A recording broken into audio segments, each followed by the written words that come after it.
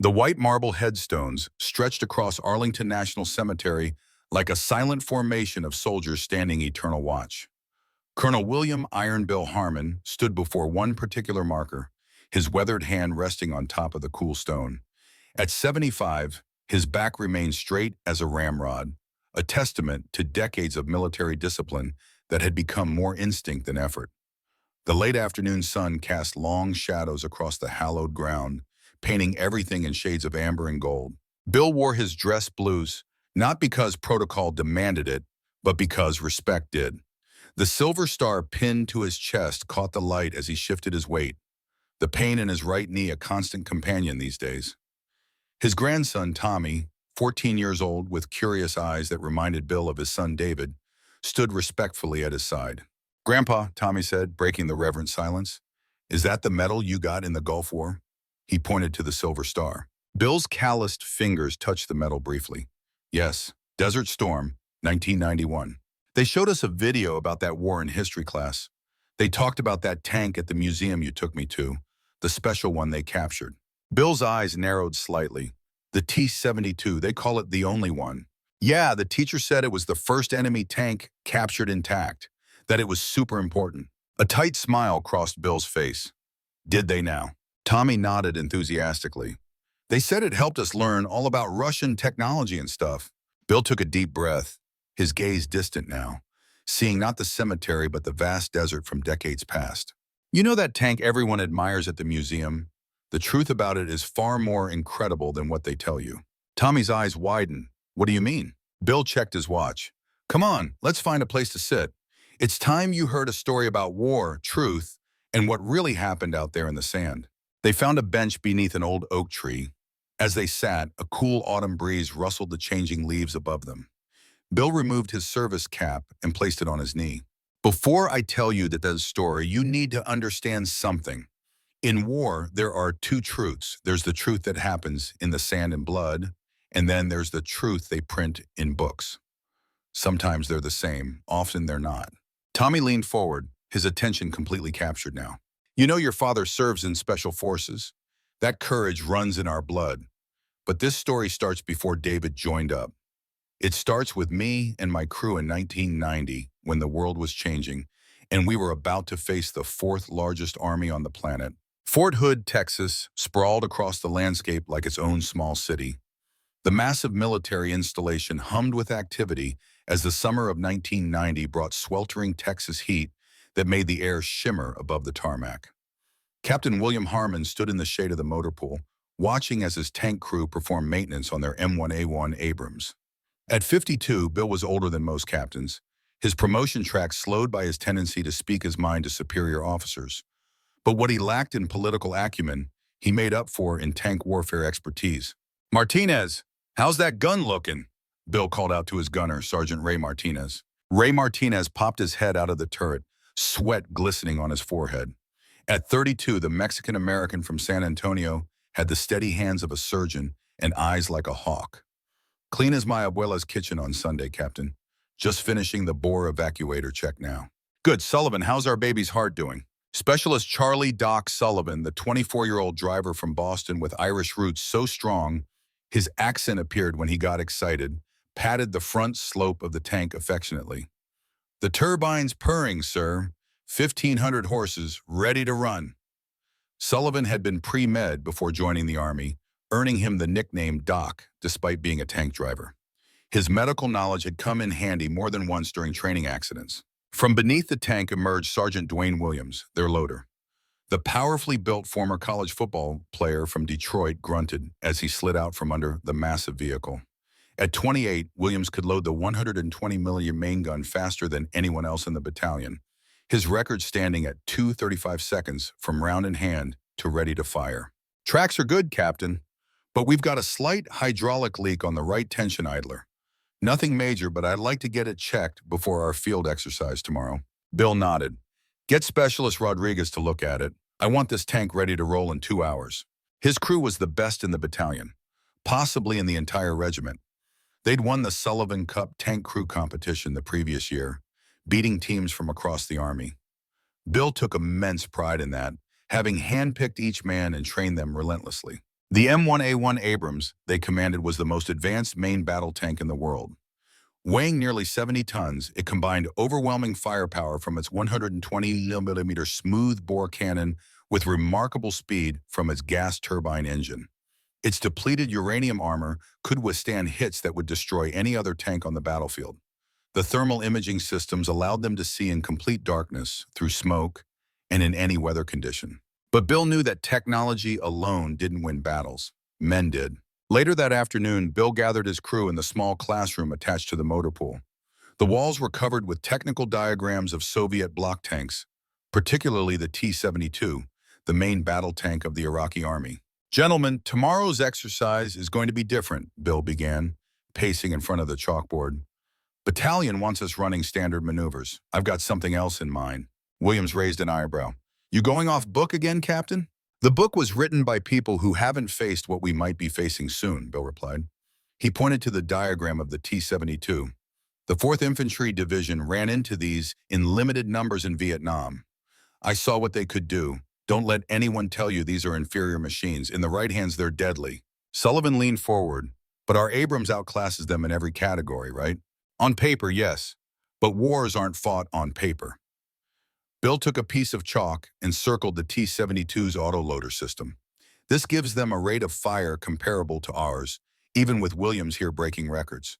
Their main gun can penetrate our side armor at close range, and they usually travel in packs." Martinez studied the diagram carefully.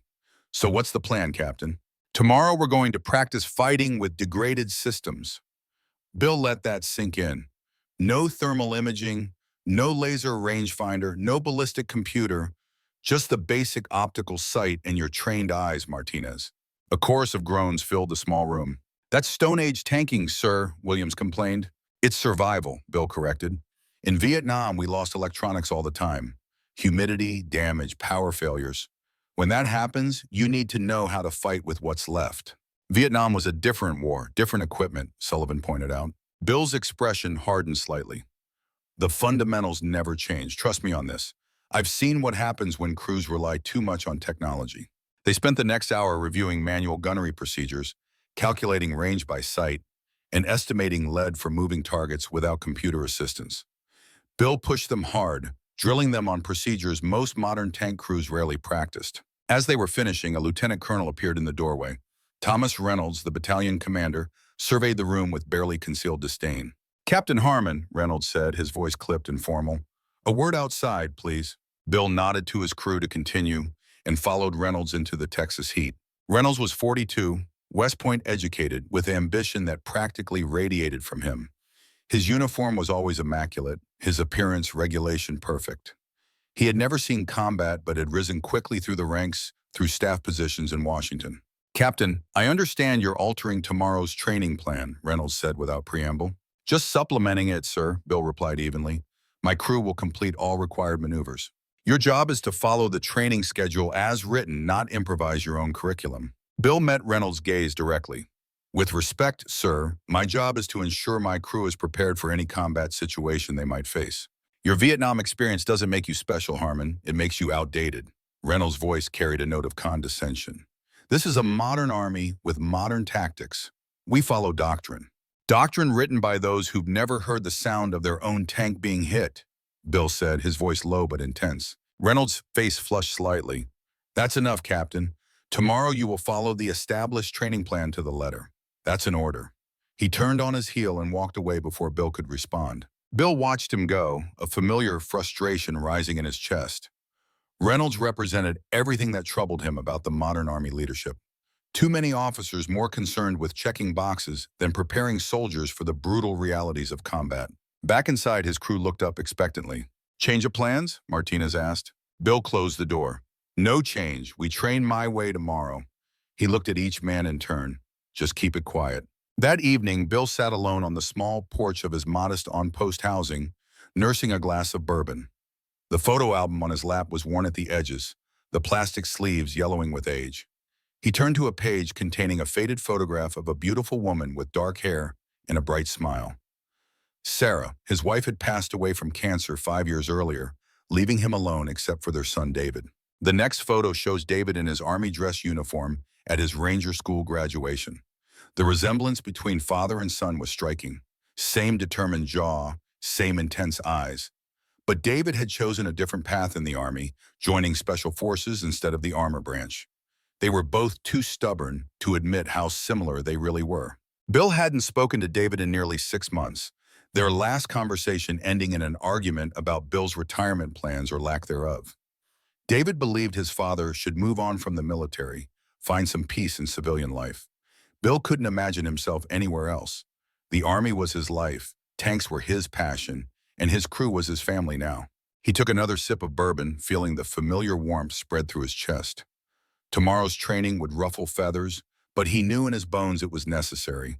Something was brewing in the world, and his soldier's instinct told him his crew needed to be ready for it.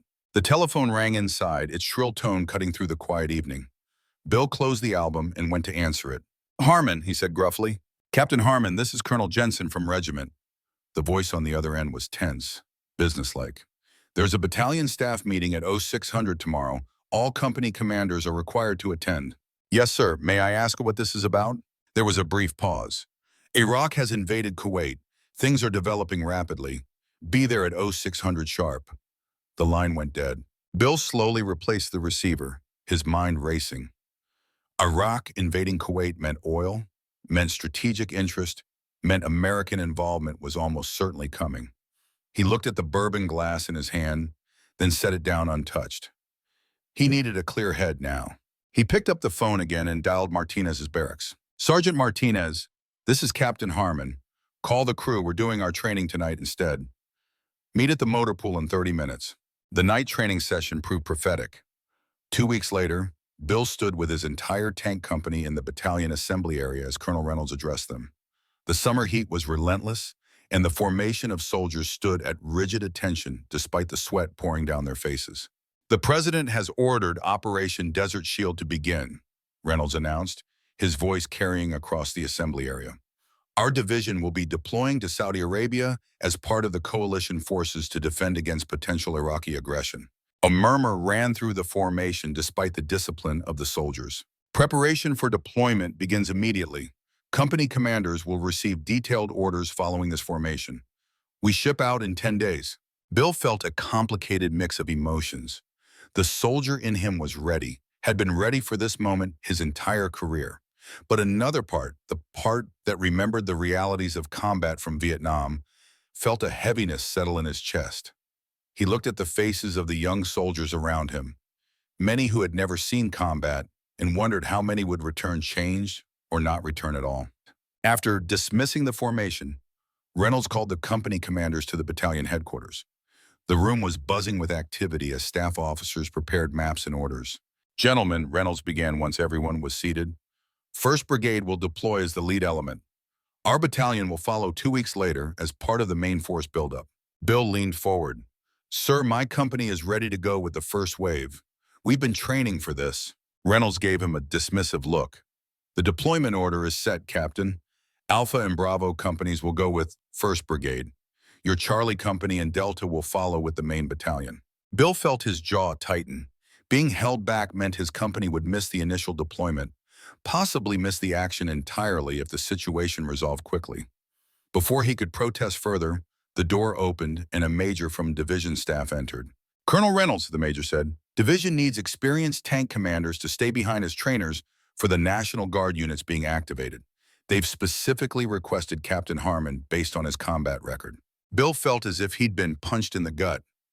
"Stay behind, become an instructor while his men deployed?" "That makes sense," Reynolds said, not bothering to hide his satisfaction. "Captain Harmon's experience will be valuable for training." "Sir," Bill interjected, "my place is with my company. I've trained these men personally." Reynolds fixed him with a cold stare. "This is a division-level decision, Captain. Your company will be temporarily commanded by Lieutenant Parker until a replacement can be assigned." Parker was a good officer, but young and inexperienced. Bill knew his crew, his whole company, would feel betrayed by his absence. As the meeting continued, Bill's mind raced, considering his options. When they were dismissed, he approached the division major in the hallway. "Sir, about this training assignment," he began. The major looked sympathetic. "I know it's not what you wanted, Harmon, but division values your experience. These guard units need solid training before they deploy." There are other experienced officers who could handle that role. Lieutenant Howard from Baker Company was an instructor at Knox last year. He'd be perfect for this. The major considered this. Howard, you say, I'll look into it, but no promises. Bill nodded, knowing it was the best he could hope for at the moment. Thank you, sir. That evening, Bill called his crew to his quarters. They sat in his small living room, tension evident in their postures. So we're being held back while Alpha and Bravo get the glory? Williams asked, not bothering to hide his frustration. Not if I can help it, Bill replied. I've recommended Lieutenant Howard take the training position instead of me. Martinez leaned forward. Will that work? I don't know, but I'm not giving up. Bill looked at each man in turn. If I get reassigned to stay here, Lieutenant Parker will take command of the company. He's a good officer. Follow his orders like you would mine. Sullivan shook his head. It won't be the same without you, Captain. War rarely gives us what we want, Bill said quietly. Sometimes we have to take what we get and make the best of it. Later that night, after his crew had left, Bill received another call. This time it was from Division Headquarters. Captain Harmon, this is Colonel Davis from G3. The operations officer's voice was businesslike. We've reviewed your recommendation about Lieutenant Howard. He's being considered for the training role. Bill felt a surge of hope. Thank you, sir. There's something else, Davis continued. We've received word that Captain Anderson from Bravo Company was injured during night training. Broken ankle. He's out of the deployment. That's unfortunate, Bill said, wondering where this was leading. Bravo Company needs an experienced commander for the first wave deployment. General Weston remembered your Vietnam record. If you're willing to take command of Bravo instead of your Charlie Company, you can deploy with the first wave. Bill hesitated only briefly. Leaving his own company felt like abandoning his men, but staying behind was worse. And Bravo Company was a good unit that deserved strong leadership. I accept, sir. When do I report to Bravo? Tomorrow morning, 0800. You'll have 7 days to get acquainted with your new command before deployment. After hanging up, Bill sat heavily in his chair. He'd gotten what he wanted, a deployment to the Gulf, but at the cost of leaving behind the crew he'd trained and bonded with. He picked up the phone again to call Martinez and break the news. The Tactical Operations Center in northern Saudi Arabia was a hive of activity. Maps covered every available surface, and officers moved quickly between stations, coordinating the massive coalition buildup. Bill stood with the other company commanders as the brigade commander outlined their mission. Gentlemen, our intelligence indicates that the Iraqi Republican Guard has positioned 3 armored divisions along the Kuwait border. Our mission is to push north into Iraq, bypassing the main Iraqi forces in Kuwait, and cut off their retreat. The colonel pointed to various positions on the map. 1st and 2nd Battalions will lead the assault through the breach. 3rd Battalion, including Bravo Company, will exploit the breach and push toward this ridgeline, designated Objective Norfolk. Bill studied the map carefully. The plan called for a massive left hook through the Iraqi desert, avoiding the heaviest concentrations of Iraqi forces dug in along the Kuwait border. Sir, Bill asked, what's our intelligence on enemy armor in this sector? The intelligence officer stepped forward. We're tracking approximately 150 T-72s and older T-62s in this area, primarily from the Tawakalna division of the Republican Guard. They're Iraq's elite, but their equipment is still Soviet export models, not their best stuff. Bill nodded, thinking about the training he'd given his original crew on fighting T-72s. Now he was commanding a company of 14 Abrams tanks he barely knew, with crews he hadn't personally trained. After the briefing, Bill pulled aside his new first sergeant, a seasoned veteran named Michaels. First Sergeant, I need to know which of our crews have the best gunnery scores. I want our strongest teams on point when we make contact. Michaels handed him a clipboard with the company records. 2nd and 3rd platoons are solid across the board. 1st platoon is more uneven. Bill scanned the records, noting the qualification scores from the most recent gunnery tables. His own tank crew would be his headquarters element, a platoon sergeant as gunner, a specialist as loader, and a PFC as driver. All qualified, but not a team that had worked together extensively. What about our maintenance status? Bill asked. 13 of 14 tanks fully operational. Tank 6 has a faulty thermal sight being replaced tonight. Good. Have the platoon leaders meet me in 20 minutes.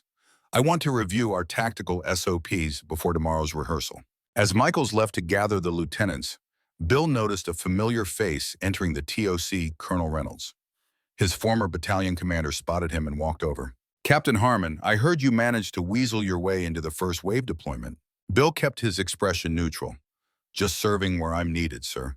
Bravo Company was performing excellently under Captain Anderson. Don't mess that up with your outdated tactics. I'll lead them based on the situation on the ground, sir. Reynolds leaned closer.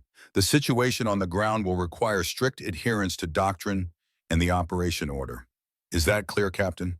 Crystal clear, sir, Bill replied, his tone professionally detached despite his rising frustration. Reynolds gave him a final measuring look before walking away to join a group of staff officers. Bill turned his attention back to the map, studying the terrain they would be fighting through. The Iraqi desert was flat and featureless in many areas, offering little in the way of natural cover or concealment. Speed and shock would be essential to their success. Later that day, Bill received unexpected news. A special forces team had been inserted deep into Iraq to gather intelligence on Republican Guard movements. The team was commanded by Captain David Harmon, his son. Bill immediately sought out the Special Forces liaison officer. "Major, I understand my son's team is operating in our area of operations," Bill said without preamble. The major, a weathered soldier with the quiet intensity common to Special Forces officers, studied Bill for a moment. "That information is classified, Captain. I'm not asking for operational details. I just want to know if they'll be clear of our advance." The major's expression softened slightly. "All SF teams are aware of the main force timeline. They'll either be extracted or moved to safe positions before you roll through. That's all I can tell you." Bill nodded, only partially reassured. Special Forces operations were inherently dangerous, and David would be operating far ahead of any conventional support. The thought of his son alone in enemy territory gnawed at him, but he pushed it aside. They were both soldiers with jobs to do. That night, unable to sleep in the stifling heat of his tent, Bill wrote a letter to his grandson, Tommy. He explained where he was in simple terms, described the desert and the massive military machine assembling around him. He carefully avoided any mention of David's presence in theater or the combat they were about to face. Instead, he focused on the camaraderie of soldiers and the impressive technology of the Abrams tank. He wanted Tommy to be proud, not worried. As he finished the letter, the tent flap opened, and Lieutenant Colonel Jackson, the battalion commander, entered. "Still up, Harmon?" Bill set the letter aside. "Yes, sir, just finishing some personal business." Jackson sat on the empty cot across from Bill's. "I wanted to check in with you. I know you're new to the company, and we're rolling into combat in less than 48 hours. "We'll be ready, sir." Jackson nodded slowly. "I know Reynolds gave you a hard time back at Hood. I want you to know I don't share his opinion. Your experience is valuable, especially now." "Thank you, sir. There's something else you should know." Jackson lowered his voice. "Division is interested in capturing intact enemy equipment for intelligence purposes, particularly T-72s with the latest Soviet upgrades. Word is that Saddam has a few with special armor packages and fire control systems that our intelligence people want to examine." Bill's interest was piqued. "Are we being tasked with equipment capture?" "Not officially, but if the opportunity presents itself, Division would be very appreciative of an intact T-72. There might even be some recognition in it for the unit that delivers one." Bill understood the subtext. Capturing enemy equipment was a secondary objective, but one that could bring prestige to the battalion and its officers. For ambitious men like Reynolds, such an accomplishment could accelerate an already fast-tracked career. "I'll keep that in mind, sir, but my priority will be accomplishing our primary mission with minimal casualties." Jackson stood and clapped Bill on the shoulder. "That's why I wanted you with Bravo Company, Harmon. Get some sleep. Big days ahead."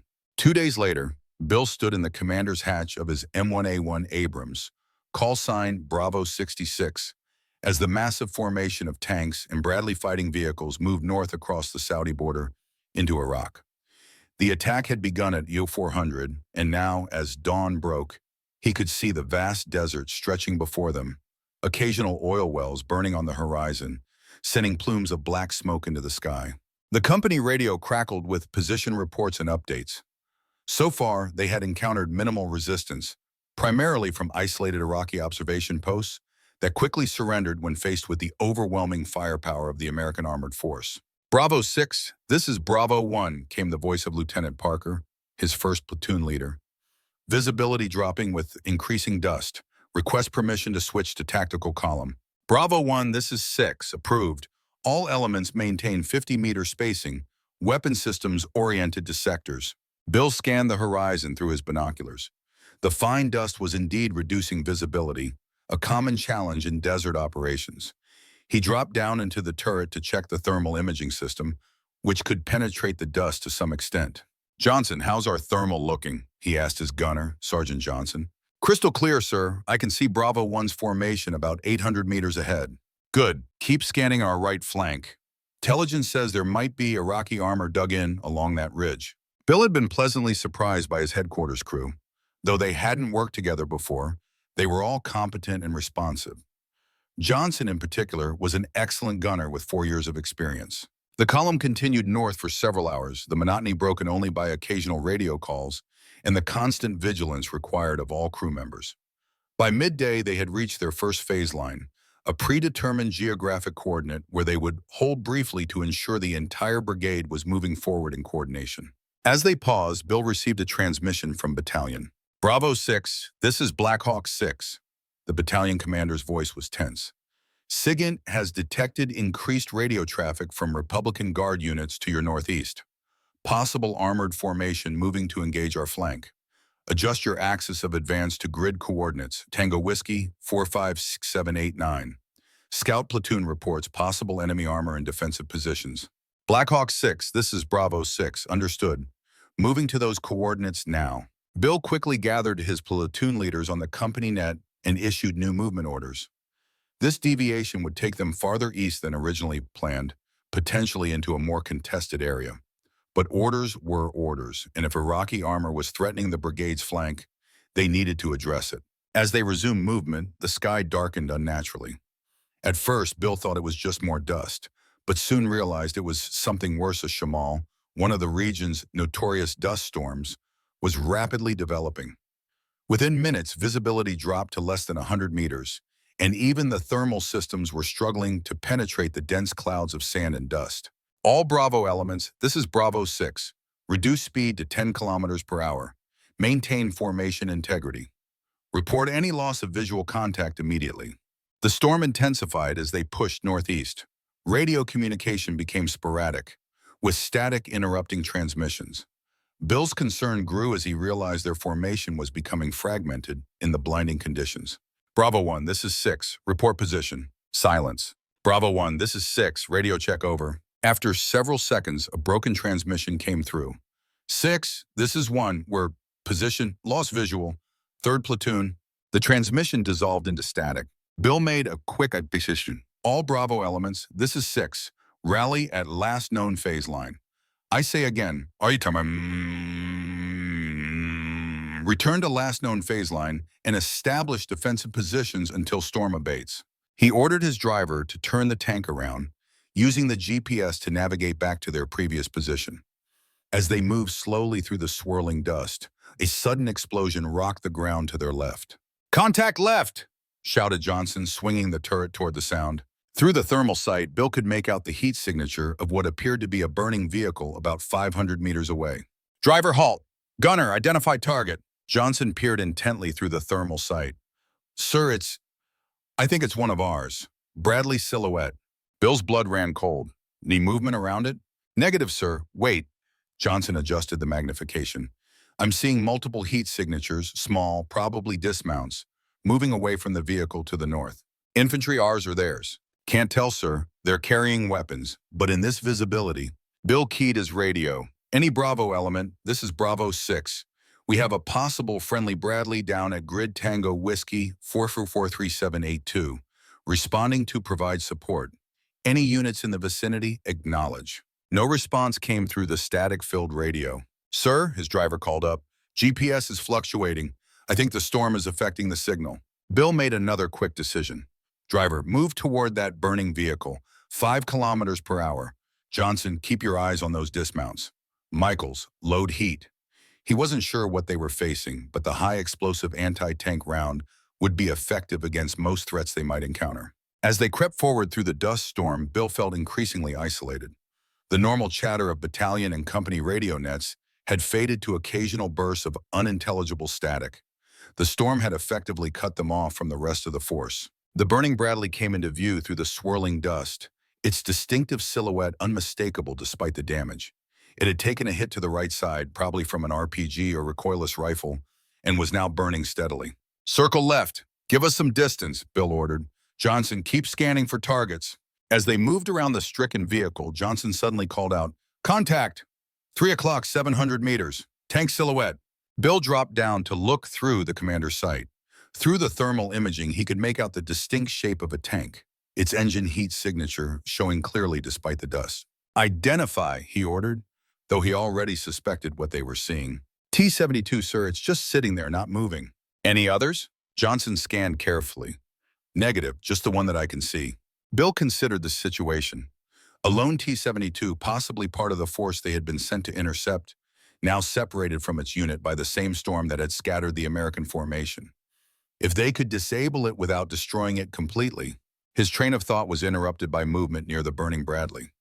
Through his thermal sight, Bill could now clearly see soldiers in American uniforms taking cover behind the disabled vehicle, occasionally firing small arms toward the distant T-72. "Those are our guys," he said. "Looks like the Bradley crew and maybe some others." Just then, his radio crackled to life with a clear transmission. "Any U.S. forces? This is Bravo Team, 5th Special Forces Group.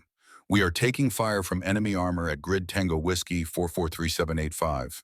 2 wounded, requesting immediate assistance. Over." Special Forces. The realization hit Bill like a physical blow. David's unit operated in this area. Could his son be among those pinned down soldiers? "Bravo Team, this is Bravo 6, Charlie Company, 2nd Battalion. We are approximately 200 meters south of your position with 1 M1A1. Moving to support, over." "Bravo 6, this is Bravo Team Leader." The voice was tense but controlled.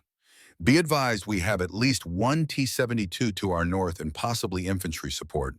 We've lost our transportation and have wounded." Bill didn't recognize the voice, but that didn't mean David wasn't among them. "Understood, Bravo Team. We're moving to engage the T-72. Hold your position." Xian. Bill quickly formulated a plan. "Driver, move us to a hold-down position using that small rise at our 10 o'clock. Johnson, target the T-72's tracks with Sabot. I want to disable, not destroy if possible."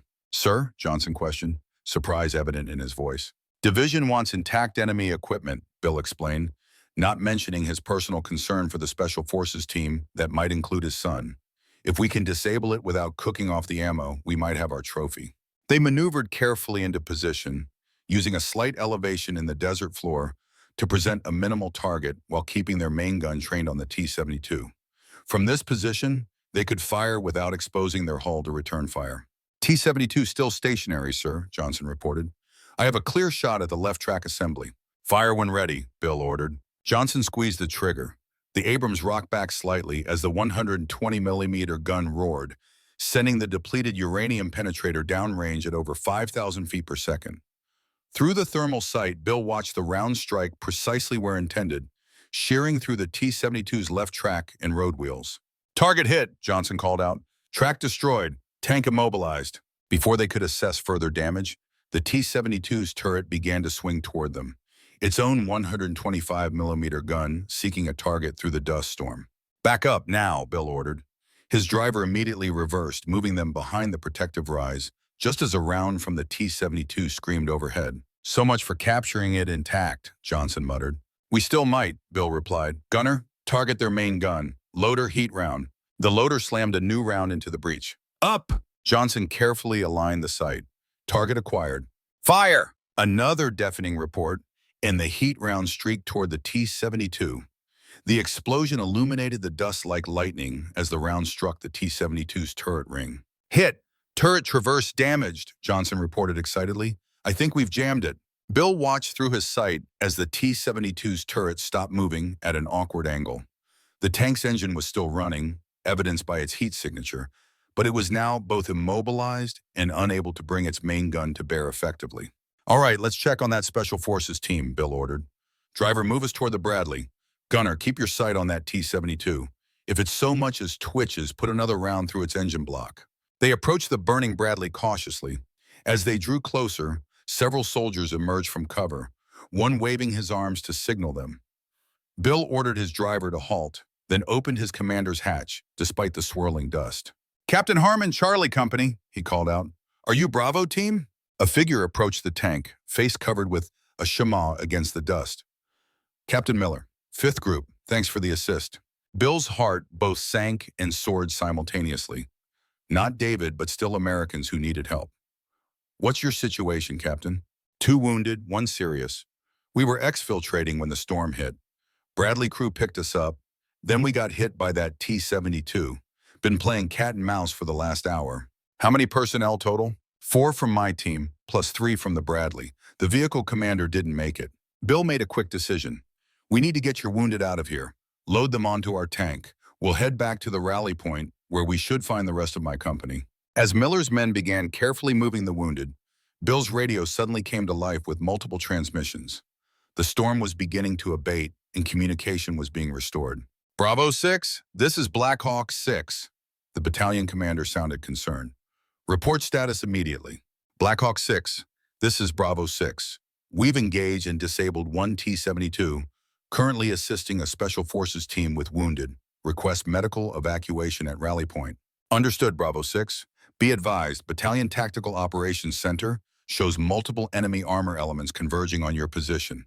Estimated 16 T-72s moving south from Grid Tango Whiskey 460820. ETA your position 15 minutes. Can you exfil immediately? Bill looked at the Special Forces team, still loading their wounded onto his tank. Negative, Black Hawk 6. Still consolidating with friendly elements. Request fire support and reinforcement. There was a pause before the response came. Bravo 6, reinforcement is not possible at this time. 1st and 3rd platoons are engaged with enemy armor 5 kilometers west of your position. Air support is grounded due to the storm conditions. You are ordered to withdraw immediately to Rally Point Delta. Bill felt a cold anger settle in his chest. They were being ordered to abandon the disabled T-72, a potential intelligence gold mine, and possibly leave behind some of the Special Forces team who couldn't all fit on his tank. Sir, Miller said, overhearing the radio exchange, you need to go. Take our wounded. The rest of us can hoof it or find cover until the QRF can reach us. Before Bill could respond, Johnson called down from the gunner's position. Sir, thermal is showing multiple heat signatures approaching from the north. Tank engines has to be. Bill made his decision.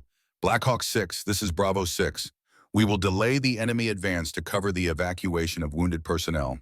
Request all available fire support be directed to Grid Tango Whiskey 443785. Captain Harmon, your orders are to withdraw immediately, came the sharp reply, now clearly the voice of Colonel Reynolds rather than the battalion commander. With respect, sir, I have wounded personnel who cannot move quickly and an enemy force approaching. I will delay as long as possible to allow their evacuation, then withdraw. Bill didn't wait for a response. He turned to Miller. Captain, get your wounded secured on my tank. I'll give you covering fire as long as possible. When I fall back, be ready to move with us. Miller nodded grimly. Understood. What's your plan? Bill glanced toward the disabled T-72, then at the approaching dust cloud that concealed the Iraqi reinforcements. I'm going to use their own tank against them. Reynolds' voice came over the radio again, now barely containing his fury. Captain Harmon, this is a direct order. Withdraw immediately or face court-martial. Bill removed his helmet, cutting off the radio. He turned to his crew. I'm going forward to the T-72. If the crew abandoned it, I might be able to use its machine gun to give us covering fire. Johnson, if you see any tank approaching within 700 meters, engage immediately. Priority is protecting our wounded. Sir, his driver protested, that's too dangerous. Stay here and protect these men, Bill replied firmly. That's an order. Before anyone could object further, Bill climbed down from the Abrams. The dust storm was beginning to clear, visibility now extending to about 300 meters. He could hear the distant rumble of tank engines growing louder. He sprinted toward the disabled T-72, pistol drawn. As he approached, he could see that its left track was completely destroyed, and its turret was indeed jammed at an awkward angle.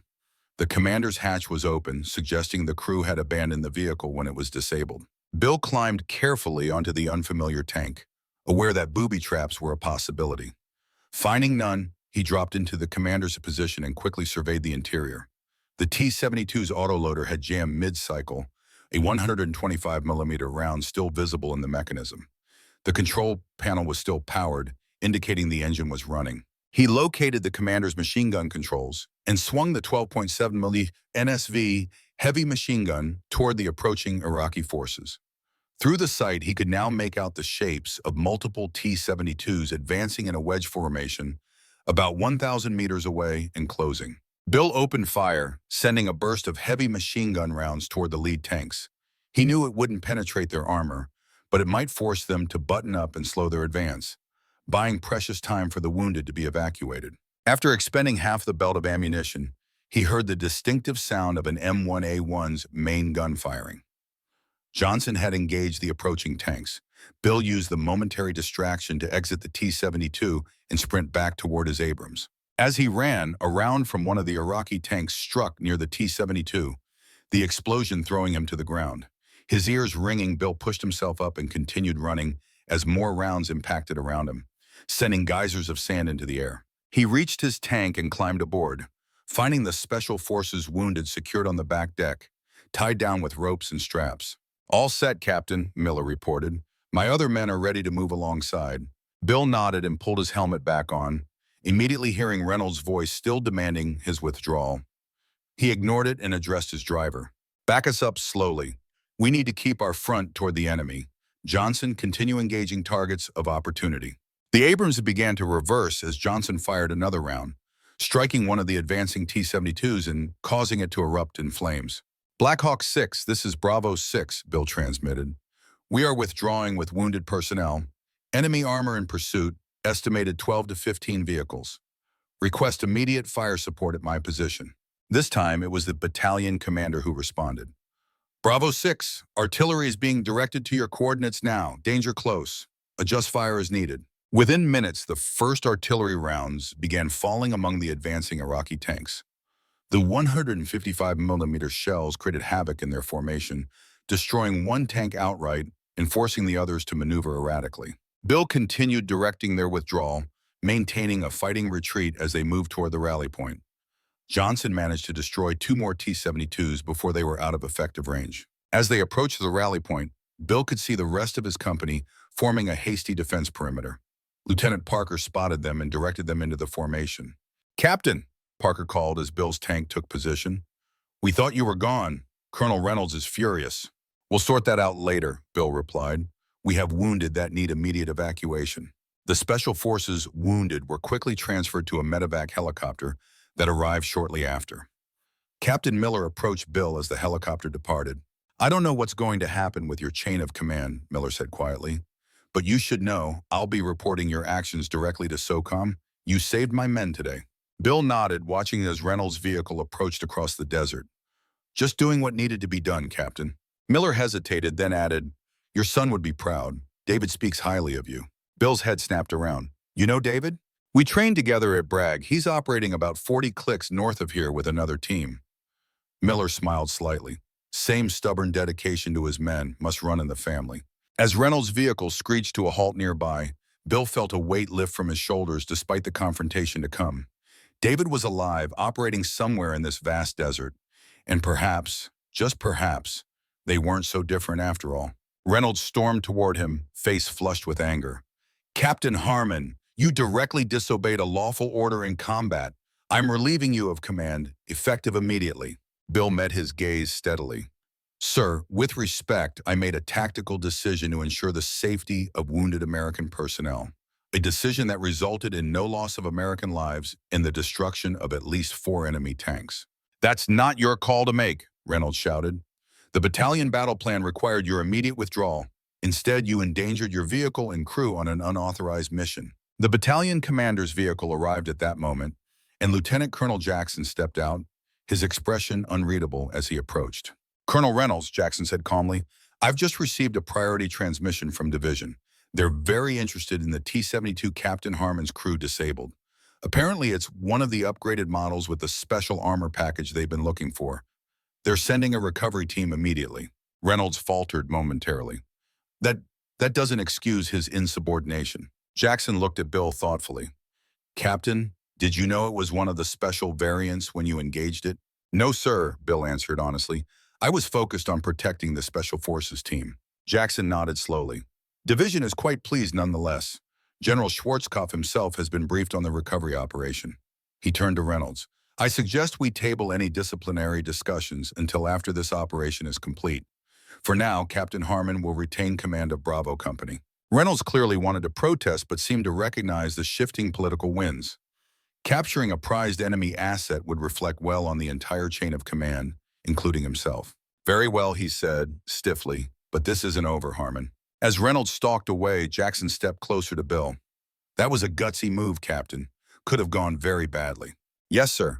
The disabled T-72, was it really immobilized in a way we can recover it? Bill nodded. Track destroyed, turret ring damaged, but the hull and most systems appear intact. Engine was still running when I left it. Jackson smiled slightly. Well, if we recover it successfully, you might find that silver star on your chest instead of a court-martial in your future. He paused, his expression becoming serious again. But don't make a habit of creative interpretations of orders. Not all situations will work out this favorably. Understood, sir. As Jackson walked away, Bill climbed back into his tank, feeling the accumulated fatigue of the day's events. They had survived, completed an unofficial mission, and potentially secured a valuable intelligence asset. But the real victory, in his mind, was knowing that Americans who might otherwise have been left behind were safely evacuated. He thought of David, somewhere to the north with his own team, facing his own challenges. Like father, like son, perhaps they weren't so different after all. What Bill couldn't know as he ordered his crew to resume defensive positions was that the story of the disabled T-72 was just beginning. In the coming days, that single enemy tank would become the center of a controversy that would follow him for decades, and eventually bring him to Arlington Cemetery with his grandson, determined to set the record straight about what really happened in the desert so many years ago. Reynolds approached with a photographer from Public Affairs. Captain Harmon, Division wants documentation of the company that captured the T-72. Position your tank next to it for photos. Bill hesitated, sensing something was off about the request. Sir, my crew and I should get back to the perimeter. The area isn't fully secured. That's an order, Captain, Reynolds said, his tone leaving no room for argument. The recovery team will be here within the hour. This is important for the historical record. Reluctantly, Bill ordered his driver to position their Abrams alongside the captured T-72. Reynolds directed the photographer to take multiple shots, carefully framing the disabled enemy tank with various officers in the foreground. Bill noticed that none of the photos included him or his crew. Sir, Bill said quietly to Reynolds, my crew deserves recognition for this action. Reynolds smiled thinly. Of course, Captain.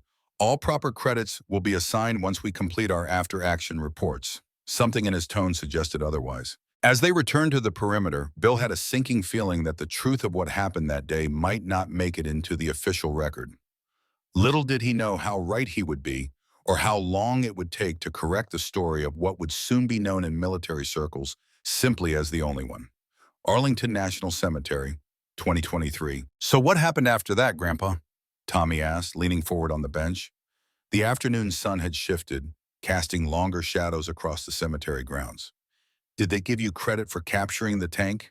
Bill Harmon's weathered face tightened slightly. That's where the story gets complicated, son. He shifted on the bench, his old knee injury from the war making itself known. History isn't always written by the people who were there. Sometimes it's written by the people with the most to gain. Tommy frowned. But you captured it. You disabled it without destroying it. In war, truth is often the first casualty, Bill said quietly. After we got back to base, things changed quickly. Camp Eagle 2, Saudi Arabia, February 1991. The massive temporary base sprawled across the Saudi desert, a city of tents, vehicles, and military equipment that had sprung up in the weeks since Desert Shield had become Desert Storm. Bill sat in a folding chair outside the intelligence debriefing tent, waiting his turn to give his account of the T-72 engagement. The desert sun beat down mercilessly, making the temperature inside his uniform nearly unbearable. Inside the tent, he could hear Colonel Reynolds speaking with the intelligence officers. Though the canvas walls muffled most of the conversation, occasional phrases drifted out clearly. Textbook maneuver by the battalion, decisive leadership, resulted in the capture of a high-value asset. Bill's jaw tightened. Reynolds was laying the groundwork to claim credit for the tank's capture for himself and the battalion staff, minimizing the role Bill and his crew had played. It wasn't surprising, but the blatant rewriting of events still stung. Lieutenant Parker emerged from the tent, his expression troubled as he spotted Bill. Captain, he said quietly, taking the seat next to him, you should know they've already drafted the after-action report. It's Not exactly how things happened. How bad is it? Bill asked. Parker grimaced. According to the report, the Battalion Tactical Operations Center identified the upgraded T-72 as a high-value target and specifically directed Bravo Company to capture it intact. Reynolds personally coordinated the operation, including the artillery support that allowed your tank to engage without taking damage. Bill snorted. That's creative writing at its finest. Reynolds was ordering us to abandon the position when I disabled that tank. I know, Parker said, glancing around to ensure they weren't overheard. But Colonel Reynolds has General Patterson's ear, and the general is eager for some good press about our technological superiority.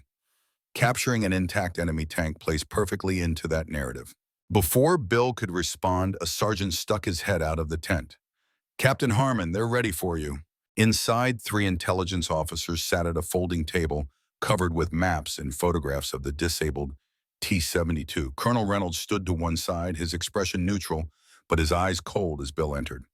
Lieutenant Colonel Jackson, the battalion commander, was conspicuously absent.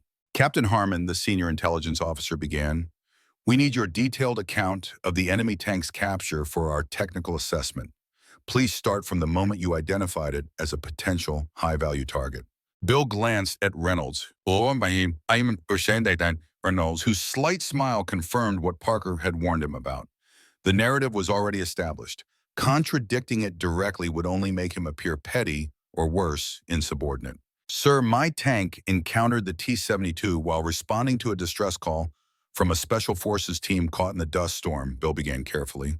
"We engaged and disabled it by targeting the track and turret ring to immobilize it while preserving the hull and internal systems. And this was after receiving specific orders from battalion to capture rather than destroy. Correct?" the intelligence officer prompted, glancing at notes that had clearly been prepared before Bill arrived. Bill paused, choosing his words carefully. "My primary concern was the safety of the American personnel under fire. All tactical decisions were made with that objective in mind." Reynolds cleared his throat.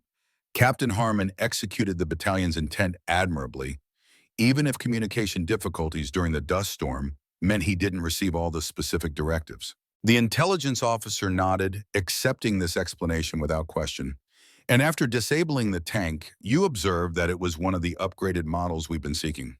Correct?" "I entered the tank briefly to use its machine gun against advancing enemy forces," Bill replied. "I noted that it appeared to have systems not present in the standard export model T-72s we've encountered previously." For the next hour, their questions focused on technical details of the tank itself rather than the circumstances of its capture. Bill answered truthfully about what he'd observed, while noting that his exposure to the tank's interior had been brief and under combat conditions. When the debriefing concluded, Reynolds remained behind as Bill was dismissed. Outside the tent, Bill found Martinez waiting for him, concern evident on the sergeant's face. "How did it go, Captain?"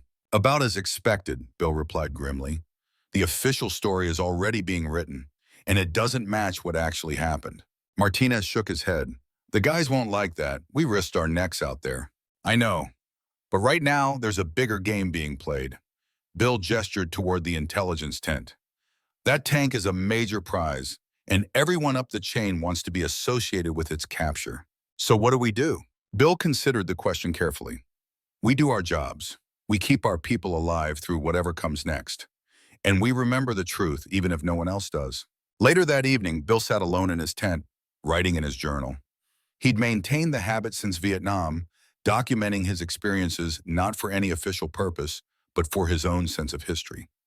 If the official record wouldn't reflect the truth, at least his personal account would. A shadow fell across the tent entrance. "Captain Harmon, got a minute?"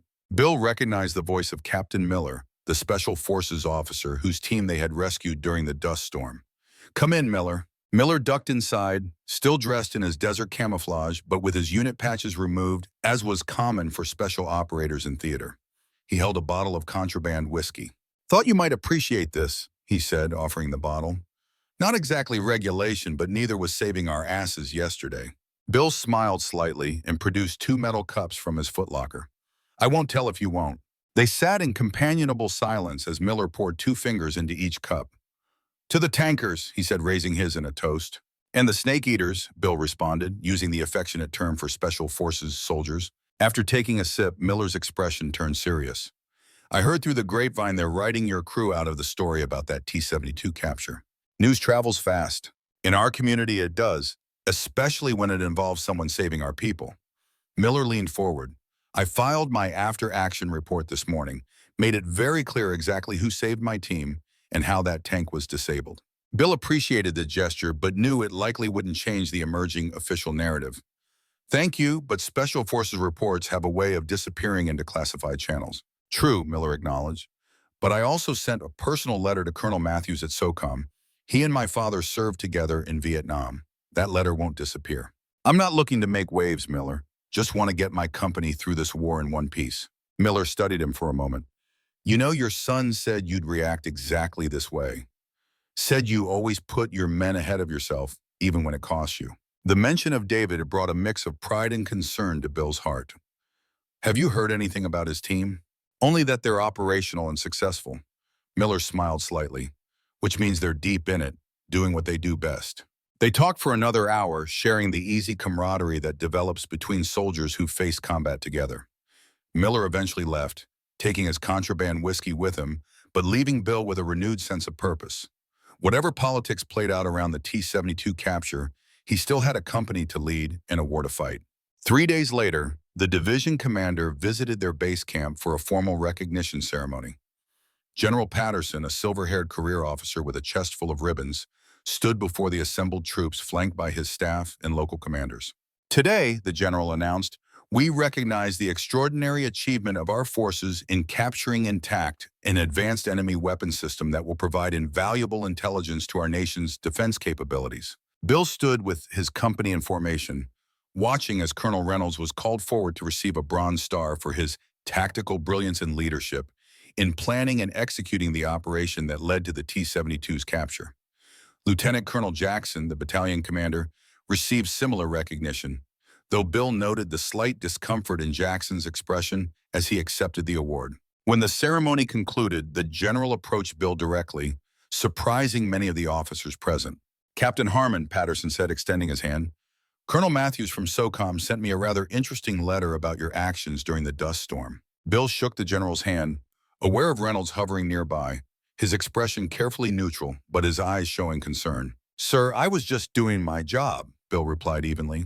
That seems to be a common theme with you, Captain, the general said with a slight smile. Your record from Vietnam suggests the same approach. Walk with me a moment. As they moved away from the group, the general's tone became more candid. Between us, Harmon, I understand there may be some discrepancies between the official report and what actually happened with that T-72. Sir, I'm not in a position to comment on official reports, Bill answered diplomatically. Patterson nodded, appreciating the careful response. Good answer. Politics and war have always been uncomfortable bedfellows, Captain. Sometimes the story that serves the greater good isn't exactly the story that happened. With respect, sir, I'm not sure I agree with that perspective. The general studied him for a moment. How's your son doing? David, isn't it? Serving with 5th Group? The abrupt change of subject and the mention of information that shouldn't be common knowledge caught Bill off guard. He's operational, sir, that's all I know. He's doing excellent work, Patterson said. The kind of work that doesn't make the newspapers but makes all the difference. He paused. The kind of work that might be compromised if certain conflicts arose within our command structure during active operations. The implication was clear. Bill was being offered a choice. Accept the official narrative about the T-72 or potentially create problems that could impact his son's safety in the field. I understand, sir, Bill said, his voice tight. I thought you might. Patterson clapped him on the shoulder. For what it's worth, there's a silver star being processed for your actions in saving that Special Forces team. Not the tank capture, mind you, but the rescue operation. That should be announced next week. With that, the general returned to his entourage, leaving Bill with a bitter taste in his mouth, despite the news of the award. His actions were being recognized, but the truth was still being buried in the sand. The war continued to unfold rapidly. The massive ground offensive pushed deep into Iraq, routing the vaunted Republican Guard divisions with minimal American casualties. Bill's company participated in several more engagements, destroying 14 enemy tanks and numerous other vehicles without losing a single Abrams. The technological and training superiority of the American forces was overwhelming, making the conflict seem almost like a training exercise at times. Throughout these operations, Bill noticed a change in how battalion headquarters treated his company. They were consistently assigned to the most challenging objectives, often with less support than other companies. Reynolds never missed an opportunity to scrutinize their performance, documenting every minor deviation from standard procedures. He's building a case, Martinez observed one evening as they reviewed the next day's operation orders. Looking for any excuse to discredit you. Probably, Bill agreed, studying the map. But as long as we keep performing, there's not much he can do. Williams, who had transferred to Bill's new company along with Martinez, shook his head. It's not right, Captain. Everyone knows we took that T-72. Not Reynolds and his staff, pukes. Everyone in this company knows, Bill corrected. But that's not the story that's going back to the States. And honestly, it doesn't matter as long as we all come home. The ground war ended almost as quickly as it had begun. After just 100 hours of combat operations, a ceasefire was declared. Saddam Hussein's forces had been ejected from Kuwait, and the Iraqi military had been decimated. For most Americans, it was a resounding victory, a clear example of American military might. As the units prepared to return home, Bill received orders to report to division headquarters. He found himself ushered into a conference room where General Patterson sat with several staff officers and a civilian in a dark suit. Captain Harmon, the general began, this is Mr. Daniels from the Department of Defense. He's here to discuss the T-72 you captured. Daniels, a thin man with wire-rimmed glasses and a perpetually serious expression, nodded in greeting. Captain, the technical assessment of the tank has revealed some sensitive capabilities that we weren't previously aware of. The Soviets apparently provided Iraq with features not included in their standard export models. Bill waited, sensing there was more to this meeting than a simple intelligence update. Given the sensitive nature of these findings, Daniels continued, we're implementing additional security protocols around all information related to the capture and analysis of the vehicle. General Patterson leaned forward. What Mr. Daniels is saying, Captain, is that the entire operation is now classified at a higher level. All personnel involved in the tank's capture are being asked to sign additional non-disclosure agreements. Daniels slid a document across the table. This stipulates that you will not discuss any aspects of the T-72's capture or technical specifications with anyone without explicit authorization from the Department of Defense. Bill glanced at the document, noting the severe penalties outlined for violations. Is this standard procedure, sir? In cases involving sensitive technical intelligence, yes, Daniels replied smoothly. Similar agreements are being signed by all involved personnel. Bill had his doubts about that claim, but recognized that refusing to sign would only create more problems. He picked up the pen and signed where indicated. There's one more thing, Daniels added. The official designation for this particular tank will be Liberty One for all future references. The story being released to the media is that it was captured intact by elements of 2nd Battalion during a coordinated operation specifically designed for its acquisition. That's not what happened, Bill said quietly. What happened and what gets reported aren't always the same, Captain. Daniels responded, his tone making it clear the matter was not open for discussion, especially when national security is involved. As Bill left the meeting, he felt as though something important had been taken from him and his crew. Not just credit for a military achievement, but something more fundamental, the truth of their own experiences. The return to the United States brought parades, ceremonies, and an outpouring of public support for the troops. Operation Desert Storm had restored American confidence in its military after the long shadow of Vietnam, giving the nation its first clear victory in decades. For most soldiers, it was a triumphant homecoming. For Bill, the return brought mixed emotions. The Silver Star awarded for rescuing the Special Forces team was presented in a subdued ceremony, without the media presence that had accompanied the recognition of Reynolds and others involved in the official story of Liberty One's capture. More troubling was the reaction when he attempted to correct the record with his chain of command. His written statement detailing the actual events was returned without comment, stamped Classified Operations Matter. A subsequent meeting with his brigade commander resulted in a clear warning to drop the issue. You've got a Silver Star and a successful combat command on your record, Harmon, the colonel told him bluntly. Don't risk your career over something that's already been decided at levels well above both of us. In the months that followed, Bill watched as the story of Liberty One became firmly established in military circles. The tank itself was transported to the Aberdeen Proving Ground for thorough analysis, then prepared for eventual display at the Army Armor Museum at Fort Benning. The official placard would credit its capture to a coordinated battalion operation, with no mention of Bill's crew or the Special Forces team they had saved. Reynolds received a promotion to full colonel in a prestigious Pentagon assignment. His role in the Liberty One operation frequently cited in his professional biography. Lieutenant Colonel Jackson retired quietly after the war, declining to speak publicly about the events surrounding the tank's capture. For Bill, the experience left a deep sense of disillusionment. He had always believed that the Army, despite its bureaucracy and politics, ultimately valued truth and integrity. Now he found himself party to a deliberate falsification of history, bound by security classifications and non-disclosure agreements from setting the record straight. His relationship with his son David remained complicated. David had returned from his classified operations in Iraq with a Bronze Star of his own and a promotion, but the nature of his work meant they still couldn't fully share their war experiences. The gap between them, though narrowed by their shared service in the same conflict, never completely closed. Bill continued his Army career, earning promotion to major and eventually lieutenant colonel, but the path to colonel and beyond that had seemed assured before the war now appeared blocked. His personnel file contained excellent performance evaluations, but also notes about his unconventional approach to command and occasional difficulty with senior authority. In the carefully coded language of officer evaluations, these were career killers. Fort Hood, Texas, 1995. Lieutenant Colonel Harmon, do you have a moment? Bill looked up from his desk to see a young captain standing in his office doorway. The captain's uniform indicated he was assigned to the Post Public Affairs Office. What can I do for you, Captain? Bill asked, gesturing to the chair across from his desk. Sir, I'm working on an article about Desert Storm veterans for the Army Times. They're doing a special 5th anniversary retrospective. The captain consulted his notebook. Your name came up in connection with both a Silver Star Award and the Liberty One capture. I was hoping to get your perspective for the piece. Bill felt the familiar tension whenever Liberty One was mentioned. 5 years had passed, but the official story remained unchanged. Repeated so often it had taken on the patina of established fact. My Silver Star was for a separate action involving the rescue of a Special Forces team, Bill clarified. As for Liberty One, I'm afraid most of the details around its capture remain classified. The captain looked disappointed.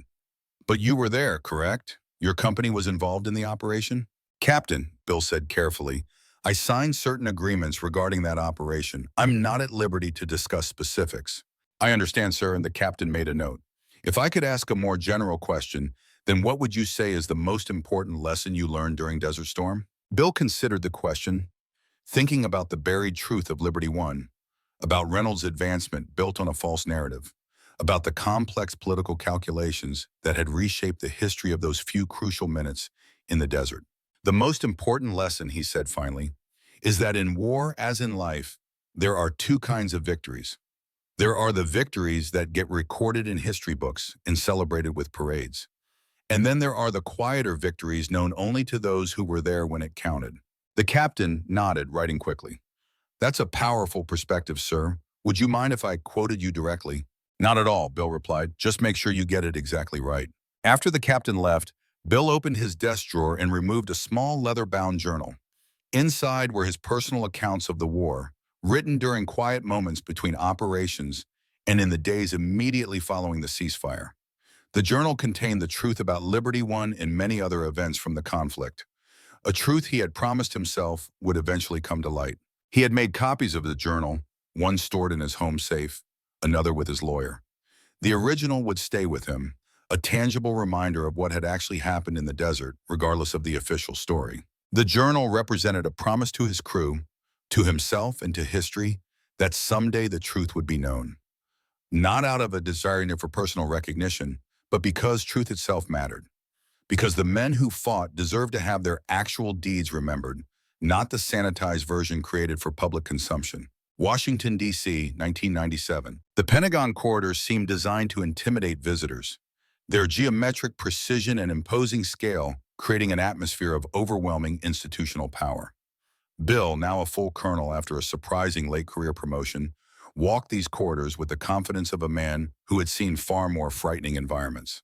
His meeting with the Army Chief of Historian's office had been arranged through official channels, ostensibly to discuss his experiences as a company commander during Desert Storm, for an upcoming official history of the conflict. But Bill had a secondary agenda.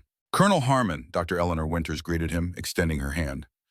As the deputy chief historian for the Army, she had a reputation for meticulous research and intellectual integrity. Thank you for making time for this interview. My pleasure, Doctor, Bill replied, taking a seat in her book-lined office. Though I'm curious why my perspective is being sought 6 years after the fact. Dr. Winters smiled slightly. Historical research moves at its own pace, Colonel, and frankly, some accounts become more valuable with time and perspective. She arranged a digital recorder and notepad on her desk. I'm particularly interested in your company's operations during the ground offensive, including, of course, the Liberty One incident. Bill noted her choice of words incident rather than operation or capture, suggesting she might already have questions about the official narrative. I should note for the record that certain aspects of that incident remain classified, Bill said carefully. Of course, Dr. Winters nodded. We have the appropriate clearances for this discussion, and any classified material will be properly handled in the final publication. She consulted her notes. Let's begin with your company's movement during the dust storm that preceded the encounter with Liberty One. For the next hour, Bill provided a detailed account of his company's actions, carefully navigating around the specific classifications while still presenting a factual narrative. Dr. Winters asked insightful questions, occasionally referencing other accounts and reports that suggested she had done extensive research. There seems to be, she noted toward the end of the interview, some discrepancy between contemporary accounts of Liberty One's capture and subsequent descriptions in official publications. I wouldn't know about that, Bill replied noncommittally. Dr. Winters studied him for a moment, then turned off the recorder. Off the record, Colonel Harmon. Bill hesitated, then nodded. I've interviewed 17 personnel who were in your battalion during Desert Storm. The stories don't align. The official account credits a battalion operation directed by then Lieutenant Colonel Reynolds. But multiple first-hand witnesses describe a single tank engaging the T-72 during a dust storm while simultaneously protecting a Special Forces team. That's an interesting discrepancy, Bill said carefully. More than interesting, I'd say. Dr. Winters leaned forward. Colonel, I understand the constraints you're under, but history deserves accuracy, even if it must wait for declassification. Would you be willing to provide a sealed account to be held in our classified archives until such time as the relevant security restrictions are lifted? The request surprised him. It offered a chance to document the truth in an official repository, even if it wouldn't be publicly available for years or decades. I would be willing to do that, Bill confirmed, though I suspect certain parties might object. Let me worry about that, Dr. Winters said with a slight smile. The Army's historical record is my responsibility, and I take it very seriously. Whatever political considerations shaped the public narrative at the time, the documented history should reflect what actually occurred. 2 weeks later, Bill submitted a detailed written account of Liberty One's capture, along with statements from Martinez and Williams corroborating the events. The package was classified top secret and secured in the Army's historical archives with a declassification date 30 years in the future. It was a small victory for truth, even if delayed. But it wasn't enough. The public story remained unchanged, and with each passing year, it became more firmly established as the accepted history. Fort Benning, Georgia, 2001. The Armor Museum at Fort Benning had become the permanent home of Liberty One following its extensive examination at Aberdeen. The tank sat prominently in the Desert Storm exhibit, its battle damage carefully preserved, a plaque detailing its capture by elements of 2nd Battalion, 67th Armor, during a planned special operation to secure enemy technology. Bill stood before the display, studying the tank that had played such a pivotal role in his career and in the gradual erosion of his faith in the institution he had served for over 3 decades. He had retired the previous year as a colonel, his final assignment commanding the very training brigade where he had prepared for Desert Storm a decade earlier. Impressive machine, isn't it? A voice said from behind him. Bill turned to find an older man in civilian clothes, his bearing unmistakably military despite the absence of a uniform. It took a moment for Bill to recognize General Patterson, now retired himself and considerably grayer. General, Bill acknowledged with a nod, not bothering with a salute in their civilian setting. Just Sam now, Patterson corrected. Retirement has a way of stripping away the rank. He moved to stand beside Bill, both men facing the T-72. First time seeing it since the desert? Yes, thought I should before I left the service. Patterson nodded thoughtfully. Turned out to be quite valuable, you know. The modifications to its fire control system helped us develop countermeasures that probably saved lives in later conflicts. He glanced sideways at Bill. Your work, capturing it intact, whatever the official story might say. Bill kept his expression neutral. Ancient history now. Perhaps. Patterson studied the tank for a moment longer. Reynolds is being considered for his first star. Pentagon assignment, fast-track to greater things. Good for him, Bill replied flatly. Patterson sighed. You know, Harmon, I always respected you, even when I was part of keeping the real story buried. Then why do it? Bill asked, the question that had lingered for a decade finally finding voice. Because sometimes the story that serves the institution isn't the story that happened, Patterson replied, echoing his words from years earlier. We needed heroes emerging from Desert Storm, clean, uncomplicated narratives of American superiority and technological dominance. The messy reality of a disabled tank, a dust storm, and a rescue operation that violated direct orders didn't fit the narrative. The truth didn't fit the narrative, Bill clarified, an edge in his voice. No, it didn't. Patterson didn't attempt to justify it further. For what it's worth, I made sure you got that final promotion to colonel. Reynolds fought it, but I overruled him. I appreciate that, Bill said, though the belated gesture did little to soothe the accumulated resentment of years. But it doesn't change what happened. No, it doesn't, Patterson agreed. He extended his hand. Good luck in retirement, Harmon. For what it's worth, the men who served under you know the truth. That counts for something. Bill shook the offered hand briefly. It counts for something, he acknowledged, but not enough. After Patterson departed, Bill remained before Liberty One, studying its battle damage. The track he had destroyed with his first shot remained unrepaired, preserved as part of the historical display. The turret still sat at the awkward angle where it had jammed, forever frozen in the moment of its capture. He thought about his crew from that day. Martinez had retired as a master sergeant and now worked as a defense contractor. Williams had left the Army after Desert Storm, using his GI Bill benefits to earn an engineering degree. Sullivan had been killed 3 years earlier in a training accident at Fort Hood, leaving behind a wife and 2 children. The tank before him represented not just a military artifact, but a symbol of how history could be shaped and molded to serve purposes beyond truth. In that moment, Bill made a decision. The official story might stand for now, but he would ensure that someday the real story would be known. He began that very night organizing his journals, photographs, and documentation into a comprehensive account of Liberty One's capture. He recorded detailed video interviews with Martinez and other witnesses, creating a parallel historical record that would eventually challenge the official narrative. This private mission sustained him through the early years of retirement.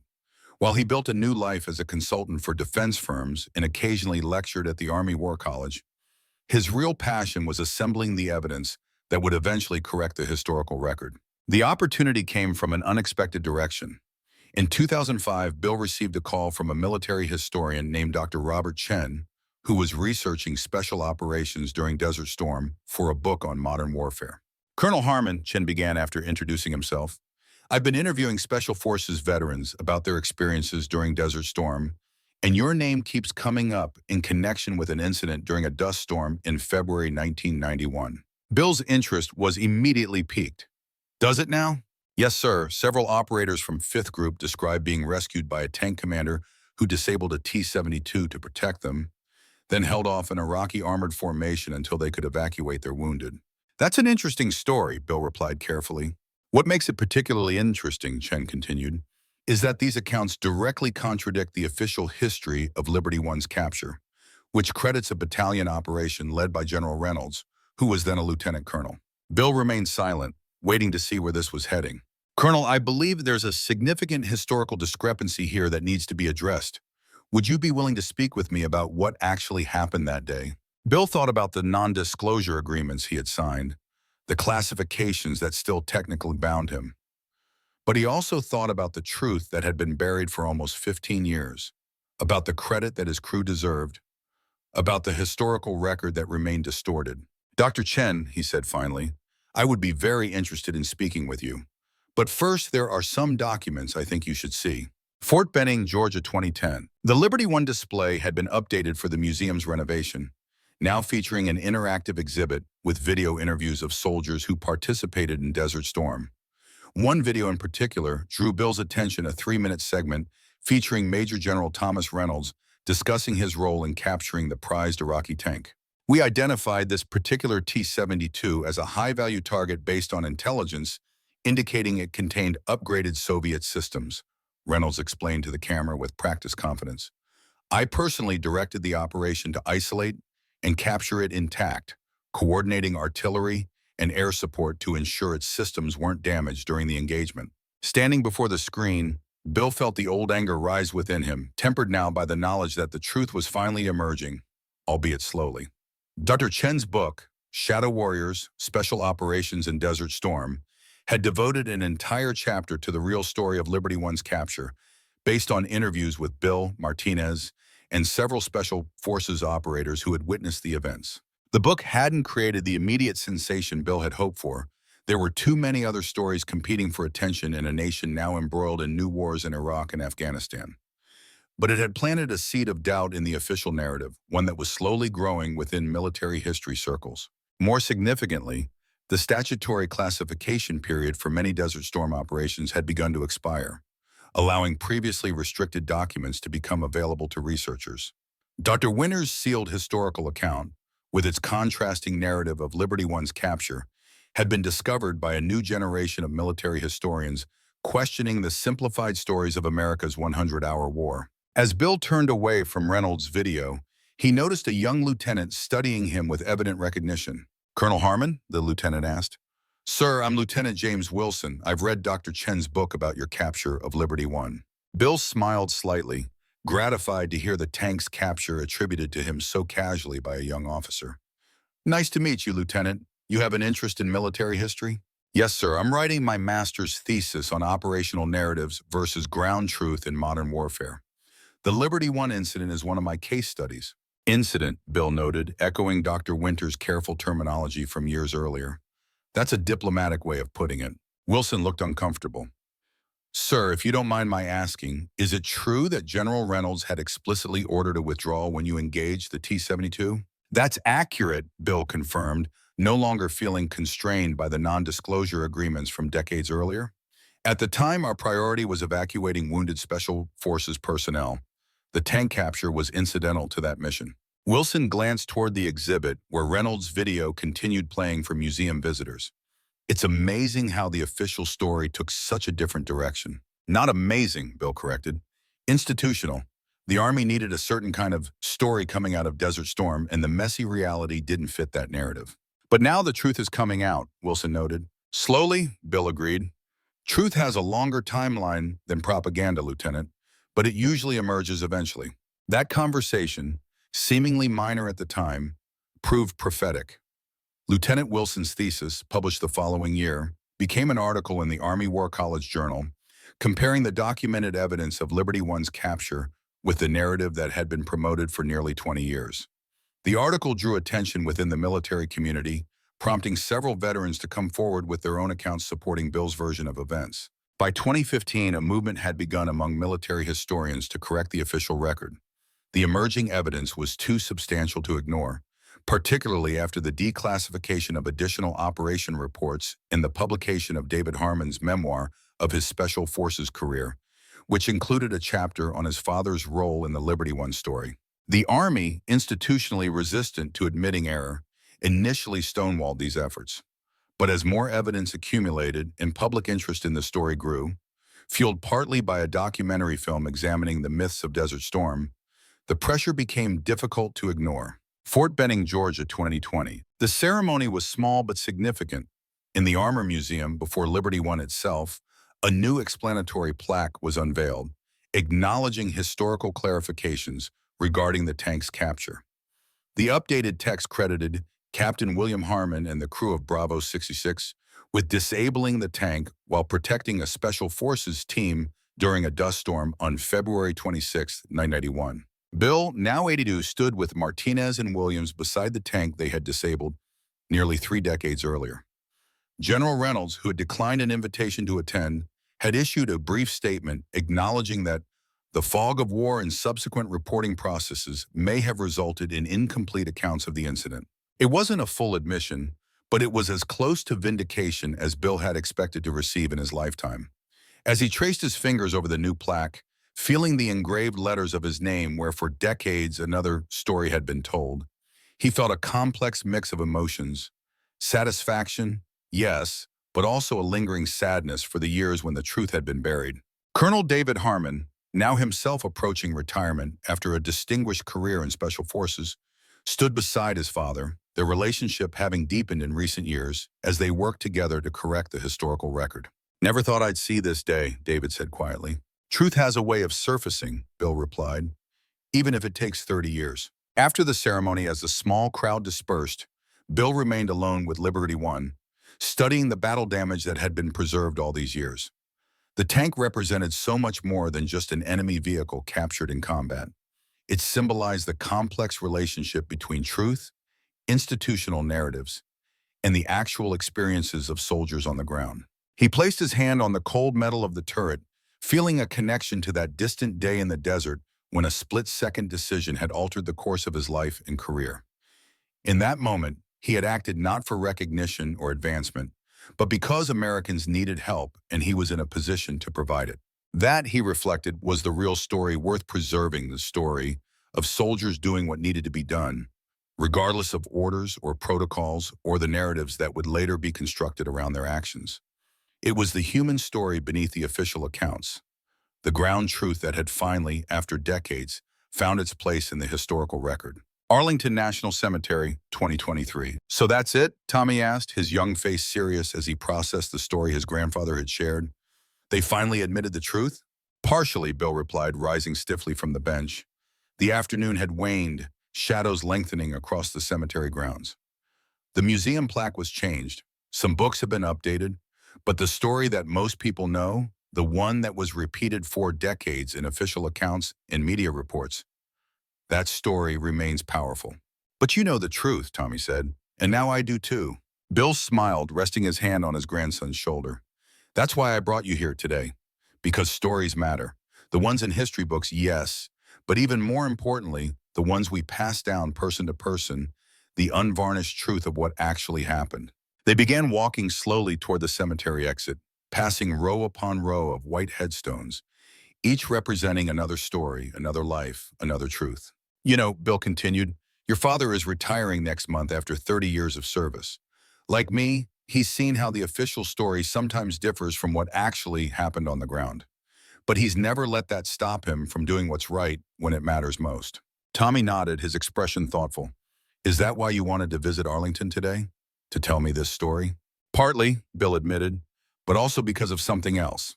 He paused at a particular headstone, one they had visited earlier. Captain Jeffrey Miller, the Special Forces officer whose team we rescued that day.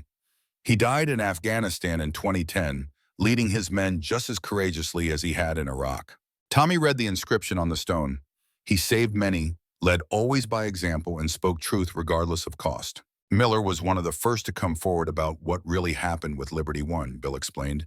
He risked his career to support the truth, even when it wasn't popular or convenient. That kind of integrity deserves to be remembered and honored. As they continued toward the cemetery gates, Bill felt a sense of completion. The story had been told, the truth passed to a new generation. Whatever institutional narratives might persist in official histories, the ground truth would continue through personal accounts, through family stories, through the connections between those who had been there and those who came after. Liberty One would always stand in the museum, a silent witness to both the official story and the actual events. But now, thanks to the persistence of those who valued truth above convenience or career advancement, visitors would learn something closer to what had really happened on that dusty day in the Iraqi desert. And that, Bill reflected as he walked beside his grandson beneath the ancient oaks of Arlington, was a victory in itself, perhaps not the kind celebrated with parades and medals, but the quieter, more enduring victory of truth finally emerging from the sand where it had been buried for so long. Arlington National Cemetery, 2023. The late afternoon sun cast long shadows across Arlington's hallowed grounds as Bill and Tommy walked away from Captain Miller's grave. The weight of the stories shared hung between them, a bridge connecting generations through the hard truths of war and its aftermath. "Grandpa," Tommy said, breaking the contemplative silence, "if the Army finally changed the museum display, Doesn't that mean everything's fixed now? The truth won, right? Bill smiled at his grandson's youthful simplicity. At 14, Tommy still saw the world in clear distinctions of right and wrong, victory and defeat. Life hadn't yet taught him about the murky middle ground where most of history actually resided. The museum plaque is just a small piece of it, Bill replied. The story most Americans know about Liberty One is still the one that's been repeated 4 decades in books, documentaries, and official histories. He paused, considering how to explain the complexity to a teenager. Truth doesn't win or lose, Tommy. It endures. Sometimes buried, sometimes partially revealed, but always there for those willing to dig for it. They reached Bill's car, a well-maintained Buick that reflected his military precision even in retirement. As they drove away from Arlington, Bill felt an unexpected lightness. Sharing the story with Tommy had released something he'd carried for too long. "There's one more place we should visit before we head home," Bill said, turning onto the George Washington Memorial Parkway.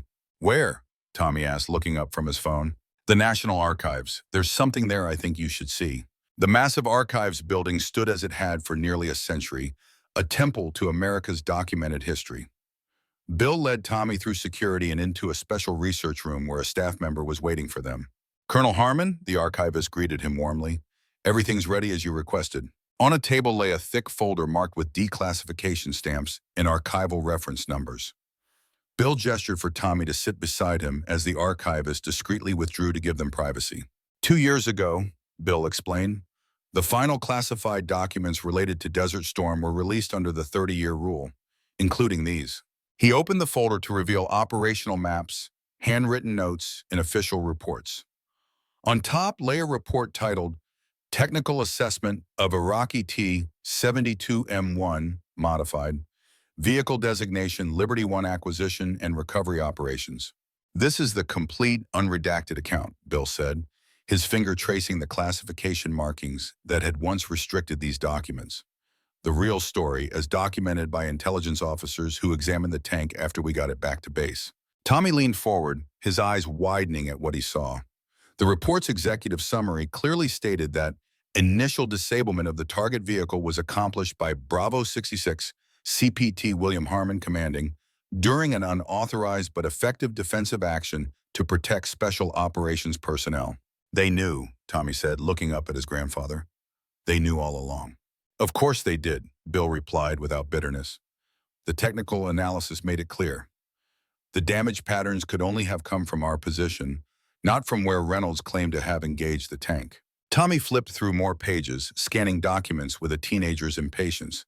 "But why keep it secret for so long? It was just a tank capture." "It wasn't just about the tank," Bill explained. "It was about the narrative, about presenting Desert Storm as a technologically advanced, perfectly coordinated operation where everything went according to plan. A story of American military superiority that wouldn't be complicated by tales of dust storms, confusion, and captains disobeying direct orders to save Special Forces teams." They spent an hour reviewing the documents, Bill explaining the context of various reports and assessments.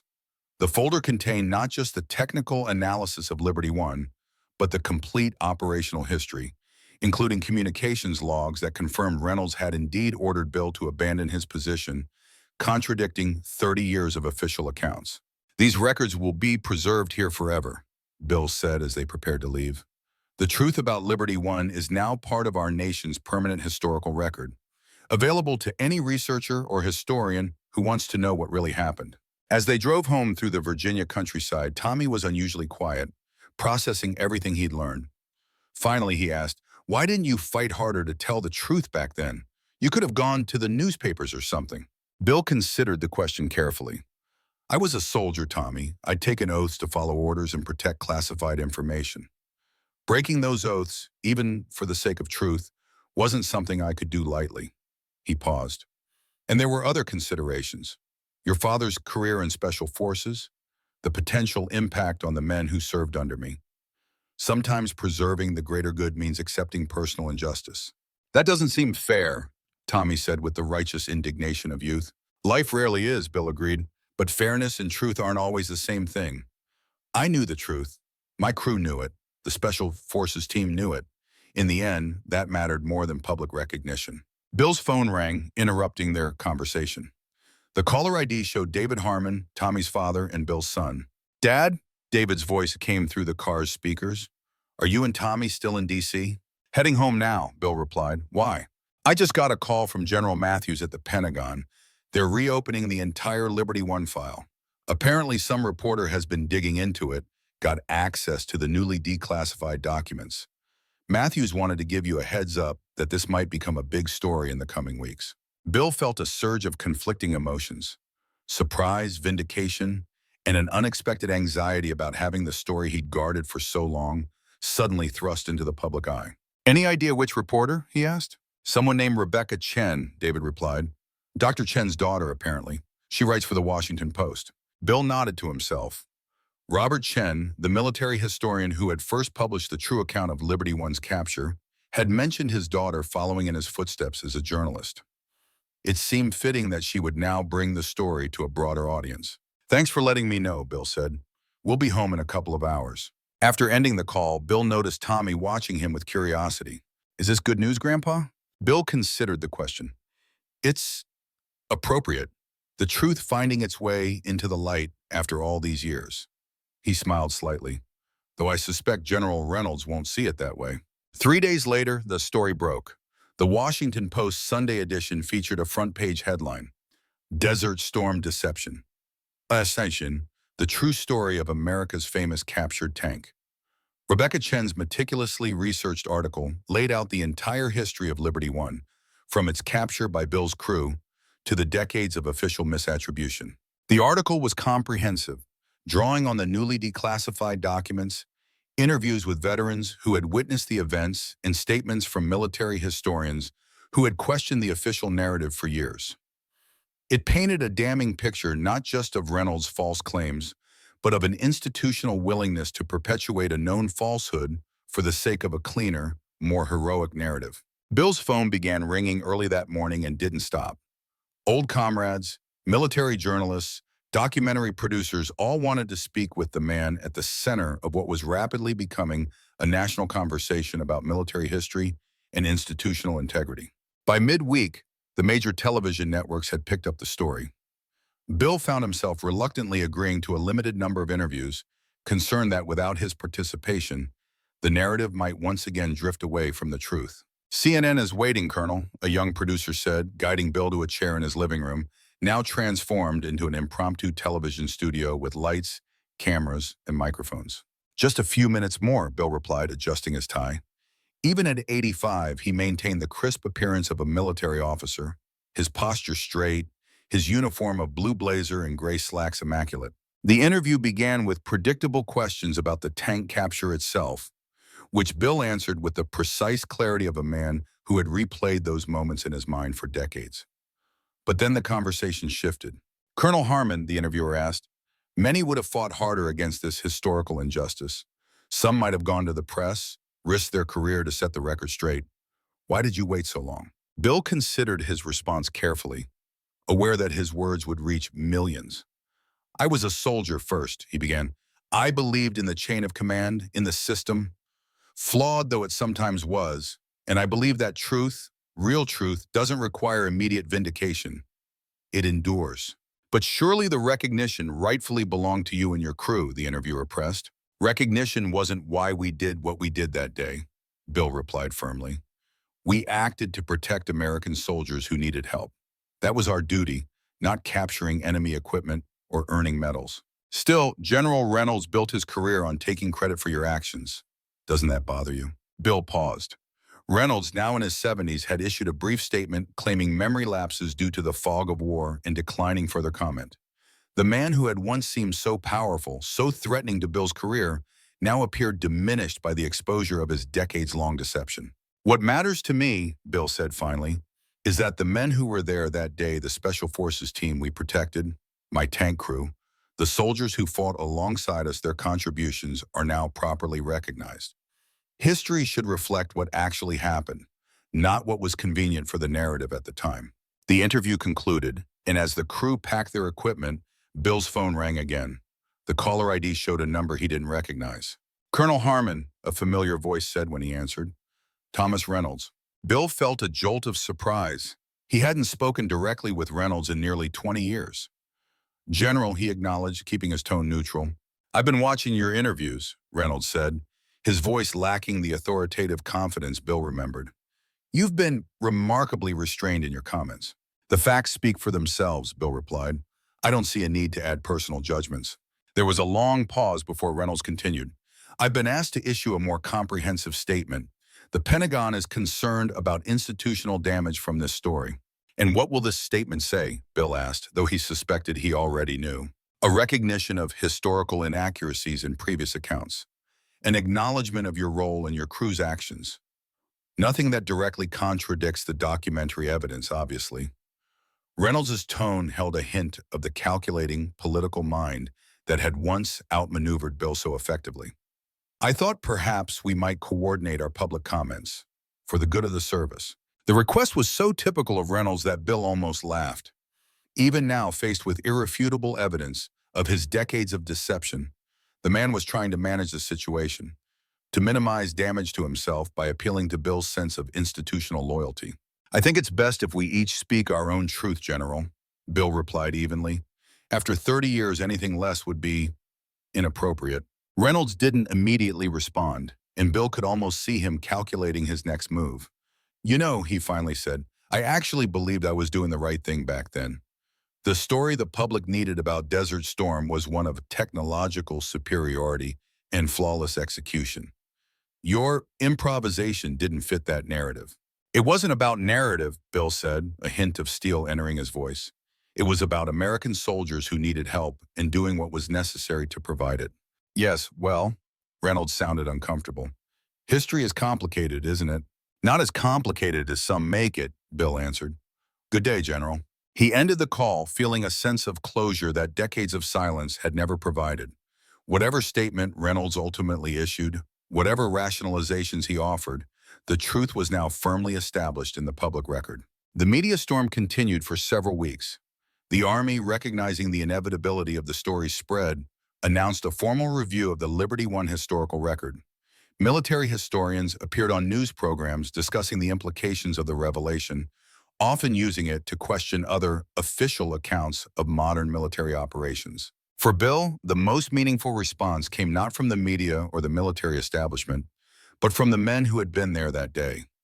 Martinez flew in from Texas, Williams drove down from Michigan, and several members of the Special Forces team made their way to Bill's Virginia home for an impromptu reunion. They gathered on his back porch, older men now with gray hair and weathered faces, sharing beers and memories as the sun set over the Blue Ridge Mountains. "Never thought I'd see the day," Martinez said, raising his bottle in a toast. "To the truth, finally out of the sand." "To the truth," the others echoed. Captain Miller's widow, Susan, had also made the journey, bringing with her a box of her late husband's personal effects that she thought Bill might want to see. "Jeff kept everything," she explained, pulling out a desert camouflage notebook. "His journal from Desert Storm.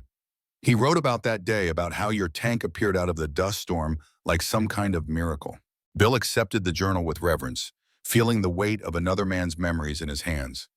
"I'd like to read this, if that's all right." "He would have wanted you to have it," Susan replied, "especially now with the real story finally being told." Later that evening, after the others had retired to the guest rooms or nearby hotels, Bill sat alone on his porch, reading Miller's account of that fateful day in the desert. The Special Forces captain's perspective filled in pieces of the story that Bill had never known: his team's desperate situation before Bill's arrival, their certainty that they were about to be overrun, the shock and relief when an American tank emerged from the swirling dust to engage the T-72. Miller had written, "If Harmon had followed his orders and withdrawn, we would have died there in the sand. Every day since has been borrowed time, a gift from a tank commander who valued American lives over career advancement or bureaucratic procedures. That kind of moral courage deserves recognition that I fear he may never receive." Bill closed the journal, deeply moved by words written decades ago by a man who had continued to advocate for the truth until his death in Afghanistan. Miller had understood something fundamental that day in the desert, something that transcended military protocols and official narratives. He had understood that in the crucial moment, the human decision to help others in peril mattered more than any strategic objective or command structure. The following week brought an official letter from the Secretary of the Army, announcing that a formal correction to the historical record had been approved.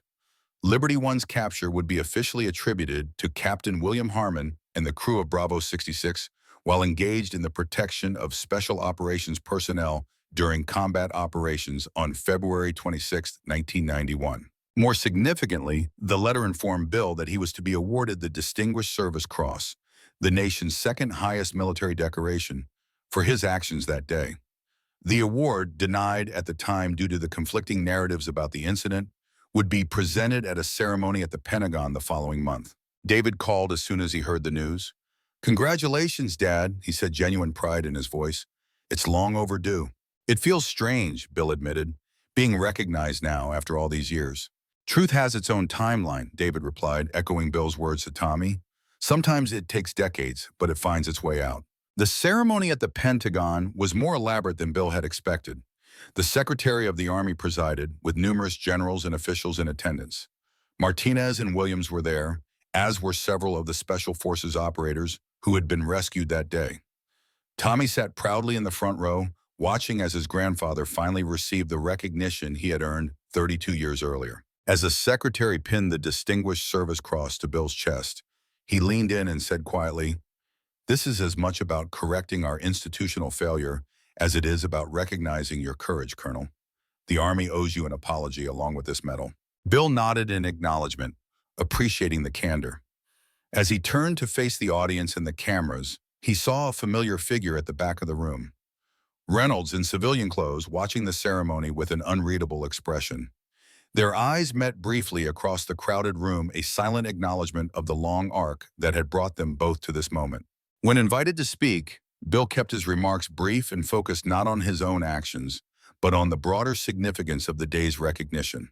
"This ceremony represents something important not just for me personally, but for our military and our nation," he said, his voice strong despite his age. "It represents a commitment to truth, even when that truth is complicated or inconvenient, even when it doesn't fit the narrative we might prefer." He looked out at the gathered faces, at the young officers and enlisted personnel who had been invited to witness this unusual recognition of a 3-decade-old act of courage. "To the young soldiers here today, I offer this thought. In the crucial moment, when lives are on the line, trust your training, your judgment, and your moral compass. The fog of war is real. Communications fail. Plans go awry. In those moments, remember that your primary duty is to your fellow Americans who depend on you, not to any plan or protocol. That's what guided me in the desert 32 years ago, and it's what I would do again today, regardless of the consequences." Following the ceremony, a reception was held in one of the Pentagon's formal rooms.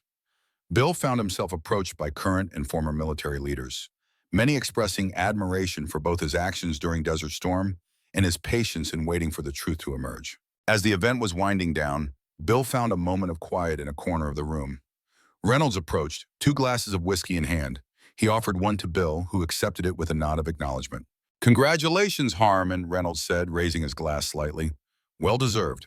"Thank you," Bill replied simply. Reynolds glanced around the room at the celebration of a narrative that directly contradicted the one he had promoted for decades. "You know, watching all this, I find myself wondering how different things might have been if I'd made different choices back then."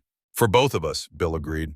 "I convinced myself it was about the bigger picture," Reynolds continued, a hint of defensiveness still present in his tone.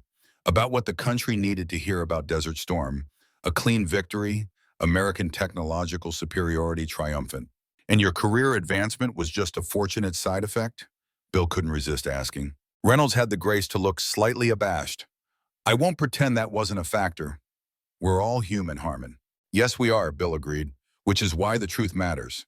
Not just for the record books, but for the men who were there, for what they did and what they sacrificed." Reynolds studied him for a moment. "You really never cared about the recognition, did you?" "I cared about getting it right," Bill corrected. "About honoring what actually happened, not what was convenient for the narrative. The men who served deserve that much." They stood in silence for a moment, 2 old soldiers at the end of long careers that had taken very different paths from that dust storm in the Iraqi desert. "Well," Reynolds said finally, "history appears to have rendered its verdict." "History tends to do that," Bill replied, given enough time. Reynolds nodded, finished his whiskey, and departed without further comment, leaving Bill to reflect on the strange journey that had brought him to this moment of vindication. Later that evening, Bill found himself sitting in the hotel bar with David, Martinez, Williams, and several of the Special Forces veterans who had attended the ceremony. The formal proceedings were over, and now it was just old soldiers sharing memories and perspectives on a story that had defined parts of all their lives. You know what still gets me, Martinez said, nursing a beer, is how close it all came to being completely different. If we hadn't heard that distress call during the dust storm, or if we'd obeyed Randall's order to withdraw, Williams added, or if your shot hadn't disabled the tank's turret, one of the Special Forces operators contributed, a million things could have gone differently. Bill nodded, feeling the weight of all those contingencies, all those moments where different choices would have led to entirely different outcomes, not just for Liberty One's place in history, but for the lives of the men sitting around him. That's always true in combat, he said. We make decisions in seconds that echo for decades. David, who had been mostly listening to the veterans' conversation, finally spoke up. What I've always wondered, Dad, is whether you knew in that moment that disabling the tank instead of destroying it would become such a big deal. Did you have any idea what you were preserving? Bill shook his head. Not really. Our primary concern was protecting your Special Forces colleagues. He nodded toward the operators at the table. The fact that we disabled rather than destroyed the T-72 was tactical at first, making sure it couldn't bring its main gun to bear on us. Only later did we realize the intelligence value of capturing it intact. And now it sits in a museum, Martinez said, with your name finally on the plaque. Our names, Bill corrected. Every member of that crew deserves recognition. As the evening wore on, the conversation drifted to other aspects of their shared experiences in Desert Storm, to the changes in the military since then, to the lives they had built in the decades following the war. But underneath it all was a shared satisfaction that the truth about Liberty One had finally emerged from the sand where it had been buried for so long. The next morning, before returning to Virginia, Bill made one last stop in Washington. The National Museum of American History had recently opened a new exhibition on technology and warfare, featuring artifacts from conflicts throughout the nation's history. Among them was a small display about Liberty One, including photographs, technical specifications, and a video interview with Bill recorded just weeks earlier. As he stood before the display, reading the carefully worded text that now accurately described the tank's capture, Bill felt a young person stop beside him. "Excuse me," the young man said, studying Bill's face. "Are you Colonel Harmon from the Liberty One story?" Bill nodded, slightly surprised at being recognized. "I am." "I thought so. I just read the Washington Post series about you." The young man extended his hand. "I'm studying military history at Georgetown." "Your story. It's become a case study in how official narratives sometimes diverge from ground truth." "Has it now?" Bill said with a small smile. "Absolutely. Professor Anderson uses it to teach us about primary source verification and the importance of questioning established historical accounts." The young man's enthusiasm was evident. "Would you mind if I asked you a few questions for my research?" Bill checked his watch. His flight wasn't for several hours. "I have some time," he agreed. They found a bench nearby, and the student pulled out a notebook. "What I really want to understand," he began, "is how you felt during those years when the wrong story was being told. Did you ever lose faith in the system? In the Army itself?" It was a thoughtful question, one that cut to the heart of Bill's complicated relationship with the institution he had served for most of his life. "Faith is a complex thing," he replied after a moment of consideration. "I never lost faith in what the Army stands for, its core values, its mission to protect our nation and our people. But I did come to understand that institutions, even ones built on principles like duty and honor, are still made up of human beings. And human beings can be swayed by ambition, by political considerations, by the desire for a neater narrative than reality often provides." "But you stayed in. You continued to serve." "I did," Bill acknowledged, "because I believe that serving honorably matters, even when the system isn't perfect. Because I knew there would be other moments like that one in the desert, other times when soldiers would need to make hard choices based on their training and their conscience, not just their orders." The student scribbled notes eagerly. "And now that the truth is finally recognized, does it feel like vindication? Like justice?" Bill thought about the Distinguished Service Cross, now resting in its presentation case in his briefcase, about the corrected museum displays, about the media coverage that had transformed him from an obscure retired colonel to a symbol of long-delayed historical justice. "It feels like completion," he said finally, "like a circle that's taken 32 years to close. But more importantly, it feels like affirmation of something I've always believed, that truth has its own power and its own timeline, that it endures even when buried for decades, waiting for the right moment to emerge from the sand." After answering the students' questions for nearly an hour, Bill made his way to the airport, his mind filled with thoughts of the strange journey that had brought him to this point. From that dust storm in Iraq to the Pentagon ceremony, from decades of official denials to the final recognition of the truth, it had been a path he could never have anticipated on that February day in 1991. As his plane lifted off from Reagan National Airport, Bill gazed down at the nation's capital, at the monuments and institutions that represented America's complex history, a history that now, in some small way, more accurately included his own story. The truth about Liberty One would never be the simple, clean narrative that Reynolds and others had tried to create. It would always be messier, more human, a story of split-second decisions in the chaos of a dust storm, of choosing lives over orders, of courage both in the moment of combat and in the decades-long pursuit of historical accuracy. And that, Bill reflected as Washington receded behind him, was perhaps the most important lesson of the whole experience. History, like war itself, rarely follows the neat plans and clear narratives that we attempt to impose upon it. The truth of what happens in the crucial moments when lives hang in the balance is always more complex, more human, and ultimately more meaningful than any sanitized official account. Liberty One would stand in the museum for decades to come, a silent steel witness to that truth. And now, finally, visitors who studied its battle damage and read its story would learn what actually happened on that distant desert day when an American tank commander chose to protect his fellow soldiers, regardless of orders or personal consequences.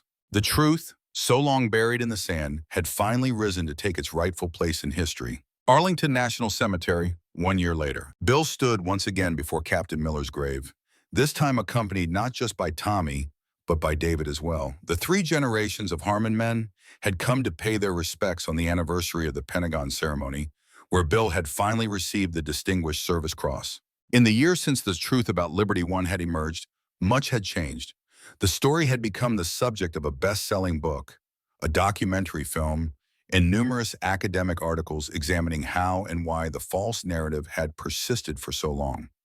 Bill had reluctantly embraced his role as a symbol of historical correction, speaking occasionally at universities and military institutions about the importance of accurate battlefield reporting and the ethical complexities of combat command. Reynolds had largely disappeared from public view, declining further comment on the matter after issuing his carefully worded acknowledgement of the revised historical understanding of Liberty One's capture.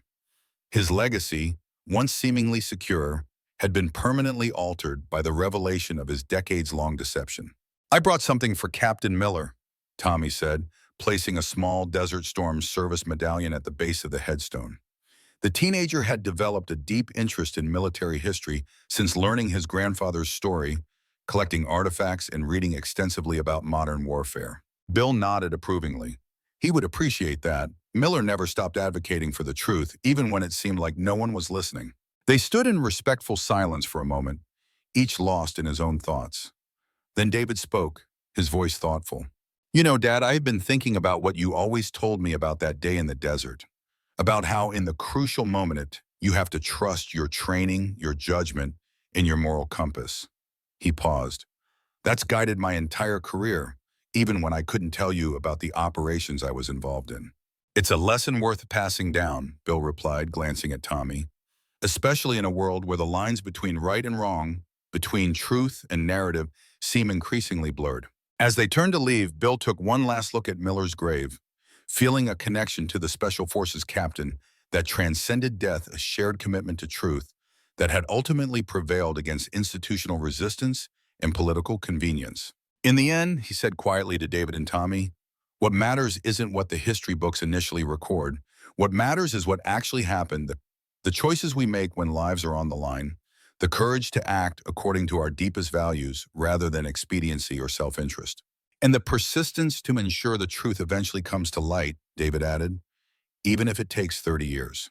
Bill nodded, satisfied that the lessons of Liberty One would not be lost, but would instead be carried forward by his son and grandson, becoming part of a family legacy of service, integrity, and unwavering commitment to truth. As they walked through the rows of white headstones, each representing another American who had served and sacrificed, Bill felt a profound sense of peace. The story of Liberty One was, in the grand scheme of America's military history, a small one, just one tank, one dust storm, one moment of decision in a war that had involved hundreds of thousands of troops and equipment. But in that small story lay larger truths about leadership, about moral courage, about the sometimes painful gap between institutional narratives and ground reality. And now that story, the true story, would endure long after Bill himself was gone. The truth had finally risen from the sand, like Liberty One itself, to take its rightful place in history. And that, for Bill Harmon, was enough.